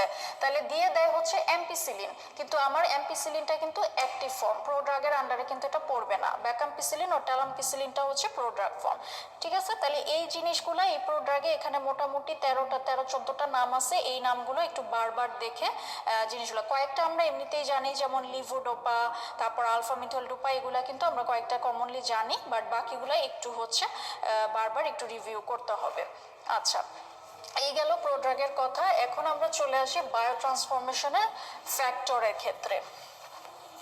বায়োট্রান্সফরমেশনের ফ্যাক্টরের ক্ষেত্রে আমি যদি বলি যে, যেটা আমি বলেছিলাম যে একটা পোর্শন আমরা পড়বো কোনটা প্রপোর্শনাল আর ইনভার্সলি প্রপোর্শনাল। তাহলে ইনভার্সলি প্রপোর্শনালটা দেখেন এখানে আপনারা খেয়াল করেন যে 7 নাম্বার পয়েন্ট। আচ্ছা, প্রথমে যেটা 1 number point, age, extremities of age. তো এক্সট্রিমস অফ এজ মানে হচ্ছে যে অনেক, মানে ছোট বাচ্চা বা হচ্ছে অনেক বয়স্ক ব্যক্তি, ঠিক আছে। এই দুইটা ক্ষেত্রে হচ্ছে আমাদের বায়োট্রান্সফরমেশন কম হবে। আচ্ছা, তারপরে 7 নাম্বার দেখেন এনজাইম ইনহিবিশন। এনজাইম ইনহিবিশন করলে আমাদের মেটাবলিজম কম হয়, এটা আমরা নেক্সট ডে আসতেছি। আচ্ছা, তারপর হচ্ছে প্লাজমা প্রোটিন বাইন্ডিং। এটা আমরা ওই বক্সে পড়ে আসছিলাম যে যখন তার সাথে বাইন্ডিং ফর্মটা থাকে, প্লাজমা প্রোটিন বাইন্ডিং থাকলে বায়োট্রান্সফরমেশনটা তার কম হয়। এরপর হচ্ছে সিকোয়েস্ট্রেশন। আচ্ছা, সিকোয়েস্ট্রেশনটা কি? সিকোয়েস্ট্রেশনটা হচ্ছে যে কিছু কিছু ড্রাগ কিছু বিশেষ টিস্যুর প্রতি অ্যাফিনিটি থাকে, হাইলি অ্যাফিনিটি থাকে, এবং সেক্ষেত্রে ওই ড্রাগগুলো ওখানে জমা হয়ে যায়। সিকোয়েস্ট্রেশনের বাংলা অর্থটা হচ্ছে দখল, হ্যাঁ, বা এখন আমি সেটাকেই বলতেছি যে যখন জমা হয়ে যায় তখন কিন্তু ওটার ভালো বায়োট্রান্সফরমেশন বা মেটাবলিজম হতে পারে না। দ্যাট মিনস সিকোয়েস্ট্রেশনের সাথে আমার বায়োট্রান্সফরমেশনটা ইনভার্সলি প্রপোর্শনাল। আচ্ছা, আর এছাড়াও লিভার সিরোসিস আর হেপাটাইটিস থাকলে তো অবশ্যই তার মেটাবলিজম কম হবে। তাহলে এইভাবে ফ্যাক্টরগুলো হচ্ছে পুরাটাই পড়ে নেবেন, তারপর হচ্ছে ইনভার্সলি প্রপোর্শনালগুলো আমি আলাদা করে বলে দিলাম। আচ্ছা, এখন হচ্ছে এই যে আমরা মেটাবলিজম পড়তেছি, এটা টাইপস দেখবো, খুবই ইম্পর্টেন্ট জায়গা, অনেকগুলো ইনফরমেশন আছে এখানে। আচ্ছা, মেটাবলিজম বা বায়োট্রান্সফরমেশন এটা হচ্ছে দুইটা টাইপস। একটা হচ্ছে আমাদের এনজাইমেটিক, আরেকটা হচ্ছে নন এনজাইমেটিক, ঠিক আছে। আচ্ছা, এখন এনজাইমেটিক ও নন এনজাইমেটিক। তো এনজাইমেটিকটা মানে তো আমরা বুঝতেছি যে এখানে এনজাইম দিয়ে কাজ কারবার হবে, ঠিক আছে। আর নন এনজাইমেটিকটা হচ্ছে জিনিসটা হলো যে কিছু কিছু ড্রাগ আছে, এগুলো আমাদের কোনো এনজাইমের সাহায্য ছাড়াই বডির নর্মাল পিএইচ, নর্মাল টেম্পারেচারে দেখা যায় যে অ্যাপ্রক্সিমেট 50%-এর মতো ডিগ্রেডেড হয়ে যায়। এটার একটা খুব ভালো এক্সাম্পল হচ্ছে অ্যাট্রাকুরিয়াম অর সিস্যাট্রাকুরিয়াম, এই ড্রাগগুলো, ঠিক আছে। এই ঘটনাটাকে আমরা বলি হফম্যান ডিগ্রেডেশন। যে জিনিসটা আবিষ্কার করছে তার নাম ছিল হফম্যান, এটা অনুযায়ী আমরা বলতেছি হফম্যান ডিগ্রেডেশন। আচ্ছা, তার মানে এখানে কোনো এনজাইম ছাড়াই তার হচ্ছে ড্রাগগুলো মেটাবোলাইজড হয়ে যাচ্ছে, এটাকে আমরা বলতেছি নন এনজাইমেটিক। এটার আমাদের গুরুত্বটা কি? এটা হচ্ছে যে যখন কোনো পেশেন্ট থাকবে সিকেডি বা সিএল বা নিওনেট পেশেন্ট, এই ক্ষেত্রে আমরা কিন্তু এই থিওরিটা অ্যাপ্লাই করতে পারি যে এই পেশেন্টের হচ্ছে, যার সিকেডি পেশেন্ট, ঠিক আছে, তার হচ্ছে কিন্তু রেনাল সিস্টেমের ঝামেলা, যে সিএলডি পেশেন্ট তার লিভারে ঝামেলা, ঠিক আছে, আবার নিওনেট তার কিন্তু ডেভেলপমেন্ট ভালো হয় নাই। সো সেই সব পেশেন্টের ক্ষেত্রে যদি আমার ড্রাগ নিজে নিজেই যদি ডিগ্রেডেশন হয়ে যায়, এটা আমার জন্য একটা বিরাট প্লাস পয়েন্ট। সো এই কেসগুলোতে আমরা এই ড্রাগগুলো ইউজ করে থাকি। আচ্ছা, এবার চলে আসি এনজাইমেটিক। এর ক্ষেত্রে আপনারা মনে রাখবেন যে এনজাইমটা দুই রকম আছে এখানে, মাইক্রোজোমাল এবং নন মাইক্রোজোমাল। আচ্ছা, এই জিনিসটা আপনারা একটু এখানে দেখেন পেজ নাম্বার 30, নিচে একটা ছোট্ট বক্স আছে। মাইক্রোজোমাল এনজাইমটা থাকে হচ্ছে আমার স্মুথ এন্ডোপ্লাজমিক রেটিকুলামে, আর নন মাইক্রোজোমালগুলো থাকে হচ্ছে সাইটোপ্লাজমে। এখন এই যে মাইক্রোজোমালগুলো, এগুলোকে হচ্ছে আমরা ইনডিউস করতে পারি বা ইনহিবিট করতে পারি, আমরা কাজ করব, কিন্তু এটাকে তেমন একটা করতে পারা যায় না। এই এনজাইম ইন্ডাকশন এবং ইনহিবিশনটা কি, সেটা আমরা নেক্সটে আসতেছি। আচ্ছা, তাহলে এই জিনিসটা খুব ইম্পর্টেন্ট। এখন হচ্ছে বায়োট্রান্সফরমেশনের ফেজ। বায়োট্রান্সফরমেশনের ফেজের ক্ষেত্রে আপনারা দেখেন যে ফেজ 1 অথবা এটা নন সিনথেটিক, এটা ভালো করে হাইলাইট করেন, এবং ফেজ 2 অর সিনথেটিক। আচ্ছা, কোনটায় কি রিয়াকশন আছে? নন সিনথেটিকে আমরা জাস্ট 3টা পাবো, দেখেন অক্সিডেশন, রিডাকশন, হাইড্রোলাইসিস, ওকে। এবং এর কাজটা কি? এটা হচ্ছে প্যারেন্ট ড্রাগ থেকে পোলার মেটাবোলাইট করে এবং লিপিড সলিবিলিটিটা কমায় নিয়ে আসে। আমি শুরুতেই বলছি যে এখান থেকে আমরা এক্সক্রিশন, আমরা বের করে দেওয়ার প্রস্তুতি শুরু করলাম। তাহলে আমার এক্সক্রিশন করতে হলে কি করতে হবে? এখন কিন্তু আর আমার অ্যাবজর্পশন বা অ্যাফিনিটি থাকা চলবে না। এই জন্য আমি কি করব, এখন লিপিড সলিবিলিটি কমায় ফেলতে হবে, বরং আমার ওয়াটার সলিবিলিটি বাড়াইতে হবে। আচ্ছা, এখন ফেজ 2-তে দেখেন যে এখানে মেইনলি কনজুগেশন হয়। এখন এই কনজুগেশনটা বিভিন্ন টাইপ হতে পারে, গ্লুকুরোনাইডেশন, মিথাইলেশন, অ্যাসিটাইলেশন, সালফেশন, বিভিন্ন রকম। এর মধ্যে আমরা মনে রাখবো গ্লুকুরোনাইডেশনটা হচ্ছে মোস্ট কমন এবং মোস্ট ইম্পর্টেন্ট। এবং এর কাজটা কি, এটা হচ্ছে যে এই যে মানে সে যে মানে ফেজ 1-এ সেটা যে শুরু করলো, সেটাকে এখন আরো নন টক্সিক, আরো পোলার, মোর পোলার এবং ইনঅ্যাক্টিভ মেটাবোলাইট তৈরি করা স্টার্ট করলো। তাহলে এই জিনিসগুলো হলে আমাদের কি হবে, ওয়াটার সলিবিলিটি বাড়বে এবং এক্সক্রিশনটা তখন ইজি হবে। আচ্ছা, এখন দেখেন যে লাস্টে কনজুগেশন কিছু কথাবার্তা লেখা আছে, এই প্যারাটা একটু রিডিং দিয়ে নিতে হবে। এখানে মোটামুটি এগুলোই লেখা। তারপরে হচ্ছে যে কনজুগেটগুলো কিডনি দিয়ে এক্সক্রিশন হয় এবং কনজুগেশনটা মেইনলি হয় লিভারে। তারপর গ্লুকুরোনাইডেশনের কথাটা তো আমি বলেই আসলাম। এবং বাচ্চাদের ক্ষেত্রে এই জিনিসটা একটু ডিপ্রেস থাকে, কারণ সহজ কথা ওদের সিস্টেম ডেভেলপড না। এই কথাগুলো একটু রিডিং দিয়ে নেবেন। আচ্ছা, এখন হচ্ছে পেজ নাম্বার 30-তে দেখেন যে বক্সটা, এখান থেকে অ্যাসিটাইলেশন, সেকেন্ড যে অ্যাসিটাইলেশন, এটার এক্সাম্পলগুলো প্রিভিয়াসলি অনেকবার আসছে। তো এটার জন্য হচ্ছে এটা কিভাবে আমরা পড়বো, একটু যদি সিস্টেমে ফেলানোর চেষ্টা করি, তাহলে আমি বলবো যে প্রথমে আমরা দেখব অ্যান্টি টিবি একটা ড্রাগ আছে আইসোনিয়াজাইড। তারপর হচ্ছে টিবির সাথে মাইকোব্যাকটেরিয়াম টিবি, মাইকোব্যাকটেরিয়াম লেপ্রি, যে লেপ্রোসি হয়, অ্যান্টি লেপ্রোটিক একটা ড্রাগ আছে ড্যাপসন। তাহলে দুইটা গেল, আইসোনিয়াজাইড, ড্যাপসন। একটা অ্যান্টিবায়োটিক আমরা পাবো সালফোনামাইড। আচ্ছা, তারপর হচ্ছে একটা সিডেটিভ পাবো, সেটা হচ্ছে ক্লোনাজেপাম। হ্যাঁ, এই জায়গাটা আমি একটু বলে দিই, এখানে কিন্তু ক্লোনাজেপামটাই থাকতে হবে। এখানে ডায়াজেপাম দিয়ে কনফিউশন করে, বাট ডায়াজেপাম কিন্তু না। ওকে, তারপরে হচ্ছে আমি মনে রাখবো পিএইচ দিয়ে দুইটা ড্রাগ, একটা হচ্ছে প্রোকেনামাইড আর হচ্ছে হাইড্রালাসিন। ঠিক আছে, তাহলে অ্যান্টি টিবি আইসোনিয়াজাইড, অ্যান্টি লেপ্রোটিক ড্যাপসন, অ্যান্টিবায়োটিকের মধ্যে সালফোনামাইড, সিডেটিভের মধ্যে ক্লোনাজেপাম। পিএইচ দিয়ে আমি বললাম দুইটা, বা এখানে আপনারা এইভাবে করতে পারেন যে এমপিএইচ। হ্যাঁ, এই যে এমপিএইচ বলছিলাম, কিন্তু এই এমপিএইচ আর ওই এমপিএইচ এক না, এটা মনে রাখার জন্য বলতেছি যে মেসকালিন আর হচ্ছে প্রোকেনামাইড, হাইড্রালাসিন। ওকে, তাহলে এটা কিন্তু একটু 2 স্টার দিয়ে রাখেন, এখান থেকে প্রিভিয়াসলি কোশ্চেন হয়েছে। এখন আমরা যে পরে 31 পেজে যে শুরু হলো enzyme induction inhibition, infinity triple infinity star দিয়ে ফেলেন, কোনো সমস্যা নাই। জিপি থেকে একটা জায়গা থেকে যদি কাউকে কোশ্চেন করতে বলা হয়, তাহলে এই জায়গাটা থেকে কোশ্চেন হবে।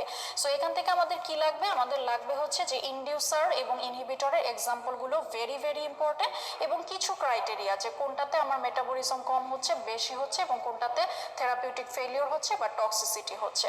এখন দেখেন, আমি যদি বলি যে একটা ড্রাগ, হ্যাঁ, একটা ড্রাগ আমি দিলাম যে এই জায়গাটাতে, এই জায়গা থেকে কাজ শুরু করলো, আর এই জায়গাতে হচ্ছে সে তার ডিজায়ার্ড অ্যাকশনটা দিত। এখন যেই এনজাইমটার মাধ্যমে সে কাজ করতো, সেই এনজাইমটাকে যদি আমি অনেক বেশি ইনডিউস করতে থাকি, অনেক বেশি পোক করতে থাকি, সে এই পর্যন্ত আসার আগেই কিন্তু এই জায়গায় তার কাজটা কিন্তু শেষ হয়ে যাবে। তাহলে আমার কথা ছিল থেরাপিউটিক ইফেক্টটা আমি পাবো এখানে, কিন্তু তার শেষ হয়ে গেছে এখানে, তাহলে সে কিন্তু ফেল করলো। সো এই জন্য আমরা বলবো এনজাইম ইন্ডাকশনে থেরাপিউটিক ফেইলিওর হয়, এটা ভালো করে বুঝে নেন। আর হচ্ছে যে যদি আমি বলি যে এইখানে আমার হচ্ছে ডিজায়ার্ড অ্যাকশন হওয়ার কথা, কিন্তু যে এনজাইম দিয়ে আমার কাজ করতেছে সেই এনজাইমটাকে আমি যদি ইনহিবিট করি, মানে এনজাইমটাকে এখন হচ্ছে আমি ডাউন করে রাখলাম, তাহলে কি করবে, সে এই পর্যন্ত তো আসলোই, কিন্তু তখন তো থামানোর তো কেউ নাই, সে তখন হচ্ছে এই যে এই পর্যন্ত চলে আসছে। হ্যাঁ, মানে তার ডিজায়ার্ড ইফেক্ট দেওয়ার পরেও সে এই পর্যন্ত চলে আসছে, তাহলে কি হবে, তখন কি টক্সিসিটি ডেভেলপ করবে। So enzyme induction causes therapeutic failure and enzyme inhibition causes therapeutic toxicity. ঠিক আছে, তার মানে একটা, মানে আমি যদি হচ্ছে 3টা ধাপে বলি, এনজাইম ইনডিউসার হলো তার মেটাবলিজম বেশি বেশি হচ্ছে, সো থেরাপিউটিক ফেইলিওর হচ্ছে। আর যার এনজাইম ইনহিবিশন হলো তার কি হবে, তার হচ্ছে মেটাবলিজম কম হচ্ছে এবং তার থেরাপিউটিক টক্সিসিটি হবে। এই 3টা কথা খুব ভালো করে নিতে হবে। এটা যে দেখেন আপনারা এনজাইম ইন্ডাকশনে আন্ডারে লেখা আছে। এবং একটা জিনিস একটু হাইলাইট করেন যে থেরাপিউটিক ফেলিওর তো আমি বললামই, এবং 3 নম্বরে ডেভেলপমেন্ট অফ টলারেন্স। ঠিক আছে, এই টলারেন্স ডেভেলপ যে করে, এটা কার করে, যে এনজাইম ইনডিউসার, মানে এনজাইমকে যে ইনডিউস করে, যে এক্সাম্পলগুলো আমরা এখন পড়বো সেটা। এখন এনজাইম ইনডিউসারের জন্য হচ্ছে আমাদের সূত্রটা আমি বলি, নেমোনিক্স আমরা মনে রাখবো জিবি প্রাইসেস। ঠিক আছে, আমি যেভাবে লিখলাম এভাবে একটু লিখবেন জিবি প্রাইসেস। আচ্ছা, জিতে আমরা মেইনলি আমাদের মেইন যে এক্সাম্পলগুলো এটা হচ্ছে যে এখানে আমরা অনেকগুলো অ্যান্টিকনভালসেন্ট পাবো। জিতে হচ্ছে গ্রিসিওফ্যালভিন, আরেকটা ড্রাগও আমাদের আছে গ্লুটাথিমাইড, ঠিক আছে? তো আমাদের মেইন মনে রাখতে হবে গ্রিসিওফ্যালভিন। বিতে হচ্ছে বারবিচুরেট, বারবিচুরেটটা মেইন, এছাড়াও আরও আছে বেনজোপাইরিন। তাহলে জিতে আমরা দুইটা পেলাম, বিতে দুইটা পেলাম। আচ্ছা, পি দিয়ে আমরা হচ্ছে তিনটা পাবো। মেইনলি আমরা পাবো হচ্ছে ফিনাইটোয়েন, তারপর হচ্ছে প্রিমিডোন আর ফিনাইল বিউটাজোন। ফিনাইটোয়েনটা আমাদের মেইনলি মনে রাখতে হবে। প্রিমিডোন যেটা আমি বললাম সেটাও কিন্তু এক রকমের বারবিচুরেটই, আর হচ্ছে ফিনাইল বিউটাজোন, তাহলে তিনটা পেলাম। আর আই, এই আর আই দিয়ে হচ্ছে রিফাম্পিসিন, ঠিক আছে, অ্যান্টি টিবি। সিতে আবার সেই অ্যান্টি কনভালসেন্ট পাচ্ছি কার্বামাজেপাইন। ইতে হচ্ছে ইথানল অর অ্যালকোহল। আর এস দিয়ে হচ্ছে আমরা পাবো এখানে একটা ড্রাগ পাবো যে সালফিন পাইরাজন, আর একটা বিষয় হচ্ছে স্মোকিং, ঠিক আছে? তাহলে এসেও আমরা দুইটা পেলাম। এই জিনিসটা হচ্ছে ইনফিনিটি স্টার, ঠিক আছে? এটা একদম ভালো করে মুখস্থ করে ফেলতে হবে যে আমাদের এনজাইম ইন্ডিউসার নাম হচ্ছে জিবি প্রাইসেস দিয়ে, এগুলো আপনারা এক্সাম্পলটা ভালো করে মনে রাখবেন। আচ্ছা, এরপরে চলে আসি হচ্ছে enzyme inhibitor, page number 32। Enzyme ইনহিবিটরের ক্ষেত্রে আমরা মনে রাখবো vitamin A or K can not cause enzyme inhibition, ঠিক আছে? এটা দিয়ে আমরা মনে রাখবো vitamin A or K can't cause enzyme inhibition. এখানে হচ্ছে ভ্যালপ্রয়েড বা সোডিয়াম ভ্যালপ্রয়েড বা ভ্যালপ্রয়িক অ্যাসিড যেটাই বলি, এতে অ্যালোপিরিনল, ওতে ওমিপ্রাজল, আর এ হচ্ছে রিটোনাভির একটা অ্যান্টিভাইরাল, কেতে হচ্ছে কিটোকোনাজল বা ইট্রাকোনাজল। কোনাজলগুলো ক্যানে হচ্ছে আমরা মনে রাখবো যে সব অ্যান্টিবায়োটিক্স। একটা জিনিস আপনারা লিখে নেন যে most of the antibiotics, almost all the antibiotics আর এনজাইম ইনহিবিটর এক্সেপ্ট রিফাম্পিসিন। রিফাম্পিসিনটা কিন্তু আমরা অলরেডি ইন্ডিউসারের মধ্যে পেয়ে গেছি। যত রকমের অ্যান্টিবায়োটিক আছে অলমোস্ট সবই হচ্ছে এনজাইম ইনহিবিটর। আচ্ছা, নটে হচ্ছে এনএসআইড, কজে হচ্ছে আমাদের সিমেটিডিন, তারপর হচ্ছে ইনহিবিশন এনজাইম দিয়ে আমরা মনে রাখবো যে ইরাইথ্রোমাইসিন, যদিও এটা একটা অ্যান্টিবায়োটিকের মধ্যেই চলে আসছে ম্যাক্রোলিস, তারপরেও এখানে যেহেতু নেমোনিক্সে চলে আসছে আমরা মিলাই নিলাম ইরাইথ্রোমাইসিন। আর ইনহিবিশনে হচ্ছে আইসোনিয়াজাইড, ঠিক আছে? তাহলে এগুলো হচ্ছে সবই এনজাইম ইনহিবিটর। এছাড়াও এনজাইম মানে আমাদের ম্যাক্সিমাম ড্রাগই কিন্তু এনজাইম ইনহিবিশনের মাধ্যমে কাজ করে। এটা ছাড়াও যেমন ধরেন আমি একটা এক্সাম্পল দিই, আমি যদি বলি ক্যাপটোপ্রিল, ঠিক আছে? এটা কি ড্রাগ? এটা হচ্ছে একটা এসি ইনহিবিটর। তাহলে আমার নামেই কিন্তু আছে, গ্রুপের নামে যে এসিই, অ্যানজিওটেনসিন কনভার্টিং এনজাইম ইনহিবিটর। তাহলে এইটাও যদি এক্সাম্পলে দেয় আমার এটা ট্রু হবে না? সো এই জিনিসটা কিন্তু এভাবে একটু স্টেম মানে যেই ড্রাগগুলো থাকবে এটা একটু বুঝে বুঝে বা একটু খেয়াল করে অ্যান্সার করবেন। আচ্ছা, তাহলে এটাও কিন্তু ইনফিনিটি স্টার মানে এনজাইম ইনডিউসার এবং ইনহিবিটরের নাম, এটা একদমই ভুল করা যাবে না এবং এখান থেকে কোশ্চেন মাস্ট থাকবে। আচ্ছা, এখন আমি শুধু একটা ছোট এক্সাম্পল দিয়ে এখানে যাতে এনজাইম ইন্ডাকশন এবং ইনহিবিশনের মেটাবলিজমটা কেমন হচ্ছে এটা যাতে প্যাচ না লাগে আমি একটু একটা বলি যে যেমন হচ্ছে এনএসআইড, ঠিক আছে? এনএসআইড প্লাস হচ্ছে আমি ওয়ারফেরিন, একটা পেশেন্টকে আমি অ্যাট আ টাইম এই দুইটা ড্রাগ দিলাম। আচ্ছা, এখন ওয়ারফেরিনটা আমরা জানি কি এটা হচ্ছে একটা অ্যান্টিকোয়াগুলেন্ট ড্রাগ, মানে কোয়াগুলেশন হতে দিবে না, মানে আমি আরেক অর্থে বলতে পারি ব্লাড থিনার।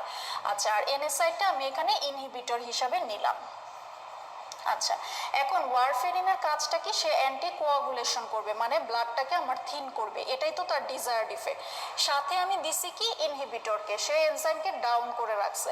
তাহলে ওয়ারফেরিন কি করবে? সে তো অ্যান্টি কোয়াগুলেশন করতেছে, কিন্তু সে ডিজায়ার্ড ইফেক্টের পরেও যে থামবে, ওই এনজাইমটাকে তো এনএসআইড করে রাখছে, ডাউন ইনহিবিট করে রাখছে। তাহলে কি করবে? সে ব্লাড থিন করতে করতে করতে করতে এমন থিন বানায় ফেলবে যে পেশেন্টের কিন্তু আমার এখানে হেমোরেজ শুরু হয়ে যাবে, ঠিক আছে? তার মানে সে তার ইফেক্ট থেকেও অনেক বেশি মানে অনেক বেশি আগায় গেছে, এখন সে তার অ্যাকশনটাকেই এক্সাজারেট করে ফেলবে। আবার যদি আমি আরেকটা এক্সাম্পল দিই যে রিফাম্পিসিন প্লাস হচ্ছে ওসিপি, আচ্ছা, ওসিপিটা হচ্ছে ওরাল কন্ট্রাসেপটিভ পিল, মানে কন্ট্রাসেপশনের জন্য আমরা যে দিয়ে থাকি। এখন রিফাম্পিসিন হচ্ছে এনজাইম ইনডিউসার। তাহলে ওসিপির কন্ট্রাসেপশন করার কথা, কিন্তু সে ওই ইফেক্টে যাওয়ার আগে রিফাম্পিসিন কিন্তু তাকে বারবার পুক করতেছে, বারবার ইনডিউস করতেছে। তাহলে তার কি হবে? তার কিন্তু আর কন্ট্রাসেপশন হবে না, বলতে পারি কন্ট্রাসেপশন ফেইলিওর, বা তখন কিন্তু কনসেপশন হয়ে যাবে। ঠিক আছে, তাহলে এইটাই হচ্ছে জিনিসটা, মানে এনজাইম ইনডিউসার এবং ইনহিবিটরের মূল কনসেপ্টটা। সো এইখানে কিন্তু মেটাবলিজমটা হচ্ছে আমার কম হইতেছে, যে কারণে থেরাপিউটিক টক্সিসিটি হচ্ছে, আর এখানে আমার হচ্ছে মেটাবলিজমটা বেশি হচ্ছে, সো থেরাপিউটিক ফেইলিওর হয়ে যাচ্ছে। এবার চলে আসি ড্রাগ এক্সক্রিশনে। ড্রাগ এক্সক্রিশনে কিন্তু আমরা অলমোস্ট পড়েই ফেলছি আমরা অ্যাবজর্পশনের সাথেই। হ্যাঁ, আপনারা পেজ নাম্বার 35-এ চলে আসেন। এখানে দেখেন যে রেনাল এক্সক্রিশন অফ ড্রাগস, এটা তো আমরা সূত্র জানি যে glomerular filtration plus tubular secretion, সেখান থেকে আমরা মাইনাস করব, যার রিঅ্যাবজর্পশন হবে। এখন এক্সক্রিশনের ক্ষেত্রে আমাদের হচ্ছে মলিকিউলার ওয়েটটা একটা ইম্পর্টেন্ট জিনিস, এটার উপরেই মেইনলি ডিপেন্ড করে। মলিকিউলার ওয়েট যদি কম হয় তাহলে সে রেনাল সিস্টেম দিয়ে ইজিলি হচ্ছে এক্সক্রিট করে যেতে পারে। যেই ড্রাগগুলো মলিকিউলার ওয়েট বেশি তাদের হচ্ছে বিলিয়ারি এক্সক্রিশন হয়। এই জিনিসটা একটু খেয়াল রাখবেন। এখন এখানে দেখেন যে 3টা পয়েন্ট দিয়ে কিছু কথা, এই কথাগুলো আর কিছুই না, যেটা আমি শুরুতে বলছি সেই কথাগুলোই লেখা, যে যদি আমার একটা ড্রাগ অ্যাসিডিক হয় তাহলে সেটা হচ্ছে আমার বেসিক মিডিয়াতে ভালো এক্সক্রিশন হবে, কারণ তখন তার অ্যাবজর্পশন কিন্তু হবে না। আর যে ড্রাগটা হচ্ছে বেসিক, তার হচ্ছে অ্যাসিডিক মিডিয়াতে আমার এক্সপ্রেশনটা ভালো হবে। এই কথাটাই 1-2 নাম্বার পয়েন্টে লেখা। এখন আমি যদি বলি যে যেমন হচ্ছে আমার ইউরিনের নর্মাল পিএইচ হচ্ছে অ্যাসিডিক, এটা আমরা সবাই জানি। তো তাহলে একটা অ্যাসিডিক ড্রাগ যেমন অ্যাসপিরিন, সেটা যখন আমাকে এক্সক্রিট করতে হবে তখন কি সেটা এক্সক্রিশন ভালো হবে? ভালো হবে না, কারণ সেও ড্রাগটাও অ্যাসিডিক আবার মিডিয়াটাও অ্যাসিডিক, তখন সে তাকে আরও টেনে নেবে। এই আরও টেনে নেওয়াটা মানে কি? মানে রিঅ্যাবজর্পশন হবে, তাই না? এখন একে বের করে দেওয়ার জন্য আমার কি করতে হবে? ইউরিনের পিএইচটাকে অল্টার করে দিতে হবে। আমি তো ড্রাগের পিএইচকে চেঞ্জ করতে পারবো না, কিন্তু ইউরিনের পিএইচকে তো আমি চেঞ্জ করতে পারবো। সেটা আমি কিভাবে করতে পারবো? ইউরিন পিএইচকে আমি বেসিক করতে পারবো বাই সোডিয়াম বাইকার্বনেট দিয়ে। ঠিক আছে, এটা দিয়ে আমি বেসিক করলাম। আর কোনো বেসিক ড্রাগের জন্য যদি আমি এক্সপ্রেশন করতে চাই, ইউরিন তো পিএইচ এমনিতেই হচ্ছে লো বা অ্যাসিডিক, সেটাকে আমি যদি আরও অ্যাসিডিক করতে চাই তাহলে আমি দিতে পারি অ্যামোনিয়াম ক্লোরাইড অথবা ভিটামিন সি, অর যেটাকে আমরা অ্যাসকর্বিক অ্যাসিড বলে থাকি, সেটা দিয়েও আমরা হচ্ছে ইউরিনটাকে অ্যাসিডিক করতে পারি। তার মানে এখানে সেই সূত্র একটাই, যে অপোজিট ড্রাগ অ্যান্ড মিডিয়া হতে হবে ফর এক্সপ্রেশন। আর যদি সেম ড্রাগ মিডিয়া হয়ে যায় তাহলে কি হবে? অ্যাবজর্পশনটা ভালো হবে। আচ্ছা, এখানে একটা জিনিস একটু হাইলাইট করে নেন যে 3 number point, aspirin, barbiturate and methotrexate, এই ড্রাগগুলো হচ্ছে অ্যাসিডিক ড্রাগ। ঠিক আছে, এটা একটু ব্র্যাকেটে লিখে রাখেন, অ্যাসিডিক ড্রাগ। সো এগুলোকে এক্সক্রিশন করার জন্য আমার কিন্তু ইউরিনকে অ্যালকালাইন করে নিতে হবে। ওকে, এবং এখানে যে থিওরিটা বললাম যে এক্সপ্রেশনটাকে আমরা যে ইউরিনারি মডিফিকেশন করতেছি, এই জিনিসটাকে বলে ইউরিনারি মডিফিকেশন। এইটা কিন্তু ড্রাগ পয়জনিং ট্রিটমেন্টের একটা বেস্ট অপশন। আমি যদি ইউরিনটাকে মডিফিকেশন করে দিই তাহলে তো আমার হচ্ছে যে পয়জনাস ড্রাগটা বের হয়ে যাবে বডি থেকে। সো এই জন্য মনে রাখতে হবে যে urinary modification is one of the best treatment option of drug poisoning. আচ্ছা, এবার চলে আসেন পেজ নাম্বার 36, ড্রাগ এলিমিনেশন। এখন হচ্ছে এলিমিনেশনটা কি? এই যে আমরা পড়লাম মেটাবলিজম, তারপর যে এক্সক্রিশন হলো, এই দুইটাকে একত্রে আমরা বলতেছি এলিমিনেশন। ঠিক আছে, এখন এই যে ড্রাগ এলিমিনেশন হবে, এটা দুইটা অর্ডার ফলো করে। একটা হচ্ছে ফার্স্ট অর্ডার কাইনেটিক্স, আর একটা হচ্ছে জিরো অর্ডার কাইনেটিক্স। আচ্ছা, এটা হচ্ছে একটু কম্পেয়ার করে পড়তে হয়, এবং এই জায়গাটা থেকে কোশ্চেন মোটামুটি হয়। এবং এখানে এই জিনিসটা একটু ভেজালের, আমার কাছেও এটা পার্সোনালি অনেক কঠিন মনে হতো, বুঝতে অনেক সমস্যা হতো। এই জন্য এটাকে আমরা কি করব, প্রথমে এক্সাম্পল দিয়ে তারপরে আমরা ক্রাইটেরিয়াগুলো মিলাই নেব। আচ্ছা, তাহলে এখানে একটু মনোযোগ দিয়ে এই জায়গাটা শুনবে। সাপোজ 100 মিলিগ্রাম একটা ড্রাগ, হ্যাঁ 100 মিলিগ্রামের একটা ড্রাগ আমি দুইটা পেশেন্টকে দিলাম, একটা হচ্ছে পেশেন্ট এ আর একটা হচ্ছে পেশেন্ট বি। ওকে, এখন 100 মিলিগ্রামের ড্রাগ আমি যে পেশেন্ট এ কে দিলাম, আমি ধরে নিলাম যে তার প্রতি মিনিটে তার হচ্ছে 25% ড্রাগ বডি থেকে এলিমিনেটেড হয়। আর পেশেন্ট বির ক্ষেত্রে আমি ধরলাম 25 মিলিগ্রাম পার মিনিটে 25 মিলিগ্রাম ড্রাগ এলিমিনেটেড হয়। এখন এখানে যে আমি বললাম 25% পার মিনিট, তার মানে জিনিসটা আমি যদি অঙ্কে কাটাকাটি করি যে 100 মিলিগ্রামে 25, তার মানে হচ্ছে আমার কাটাকাটি করলে এখানে জিনিসটা কিন্তু 25 মিলিগ্রামই হবে। তাহলে আমি পেশেন্ট এর ক্ষেত্রে প্রকাশ করছি হচ্ছে একটা পার্সেন্টেজে বা একটা ফ্র্যাকশনে, এবং সেটাকে আমি ম্যাথমেটিক্যালি করে আমি বললাম যে হ্যাঁ পার মিনিটে তার 25 মিলিগ্রাম বের হয়। আর পেশেন্ট বির ক্ষেত্রে তো আমি বলেই দিছি যে হ্যাঁ তার হচ্ছে এই অ্যামাউন্টটা বের হয় 25 মিলিগ্রাম পার মিনিট। এখন আমি ধরে নিলাম, এটা হচ্ছে ধরে নিচ্ছি আমাদের বোঝার সুবিধার্থের জন্য, যে এই পেশেন্টের ক্ষেত্রেও হাফ লাইফ হচ্ছে 4 মিনিট, এই পেশেন্টের ক্ষেত্রেও হাফ লাইফ হচ্ছে 4 মিনিট, এটা হচ্ছে আমাদের হাফ লাইফ। এটা আমরা ধরে নিচ্ছি যে দুইটা পেশেন্টের ক্ষেত্রেই সেম, ঠিক আছে। এখন আমি এই দুইটা পেশেন্টকে আমি এই ডোজটা একটু বাড়াই দিলাম, আমি 1000 মিলিগ্রাম করে দিলাম 100 জায়গায়। এখন 1000 মিলিগ্রাম যখন আমি দিলাম, পেশেন্ট এর ক্ষেত্রে আমি বলছিলাম যে প্রতি মিনিটে 25% করে বের হয়, এটা আমি বলে দিছি। তাহলে 100 মিলিগ্রামে যদি 25% বের হয়, মানে 100 মিলিগ্রামে 25% মানে হচ্ছে 100 মিলিগ্রামে 25 মিলিগ্রাম বের হয়, তাহলে 1000 মিলিগ্রাম দিলে আমার কত বের হবে? তার তো প্রতি মিনিটে 25% বের হবে, এটা তো ফিক্সড। তাহলে 25% যদি বের হয়, 100তে 25%-এ হচ্ছে 25 ছিল, তাহলে 1000-এ আমার 25% বের হলে এখন হবে 250 মিলিগ্রাম পার মিনিট। এটা সিম্পল অঙ্কের কাটাকাটি করে আমরা বের করলাম, ওকে। আর এখন পেশেন্ট বির ক্ষেত্রে তো আমি বলে দিছিলাম যে প্রতি মিনিটে 25 মিলিগ্রাম বের হয়, তাহলে এখন আমি তাকে যে 1000 মিলিগ্রাম দিছি, সে কিন্তু প্রতি মিনিটে 25 মিলিগ্রাম করেই বের হচ্ছে, তাহলে এখনো 1000 দেওয়ার পরেও কিন্তু তার 25 মিলিগ্রামই থাকলো, ওকে। আচ্ছা, এখন হচ্ছে আমি চলে আসি টি হাফের ক্ষেত্রে বা হাফ লাইফের ক্ষেত্রে। ওখানে আমি বলছিলাম যে 4 মিনিট, আমার দুইটা পেশেন্টের ক্ষেত্রে ছিল 4 মিনিট। এটা আমি হচ্ছে একটু এক্সাম্পল দিয়ে বলি যে আমাদের তো স্টুডেন্টদের বিভিন্ন ক্রাইটেরিয়া আছে, তাই না, যে কোনো স্টুডেন্ট হচ্ছে একটু বেশি পড়েন, কোনো স্টুডেন্ট হচ্ছে একটু লেস পড়েন, যে কেউ হচ্ছে খুব অল্প সময় অনেক বেশি পড়া উঠায় ফেলতে পারে, কেউ অল্প মানে কেউ কারো হচ্ছে বেশি সময় লাগে। এখন সাপোজ পরীক্ষার আগের দিন রাতে আমি অ্যাজ আ টিচার আমি বললাম যে কালকে 2টা চ্যাপ্টার থাকবে না, কালকে থাকবে 6টা চ্যাপ্টার, তাহলে যে হচ্ছে পটেন্ট স্টুডেন্ট সে কিন্তু ঠিকই ওই রাতের মধ্যেই মানে সে যতটা পারবে পুরাটা কভার করে পরের দিন পরীক্ষা দিতে চলে আসবে। কিন্তু যার একটু সময় লাগে, যার একটু বুঝে বুঝে পড়তে হয়, একটু পড়তে সময় লাগে তার ব্রেনে ধরতে, সে কিন্তু ওই এক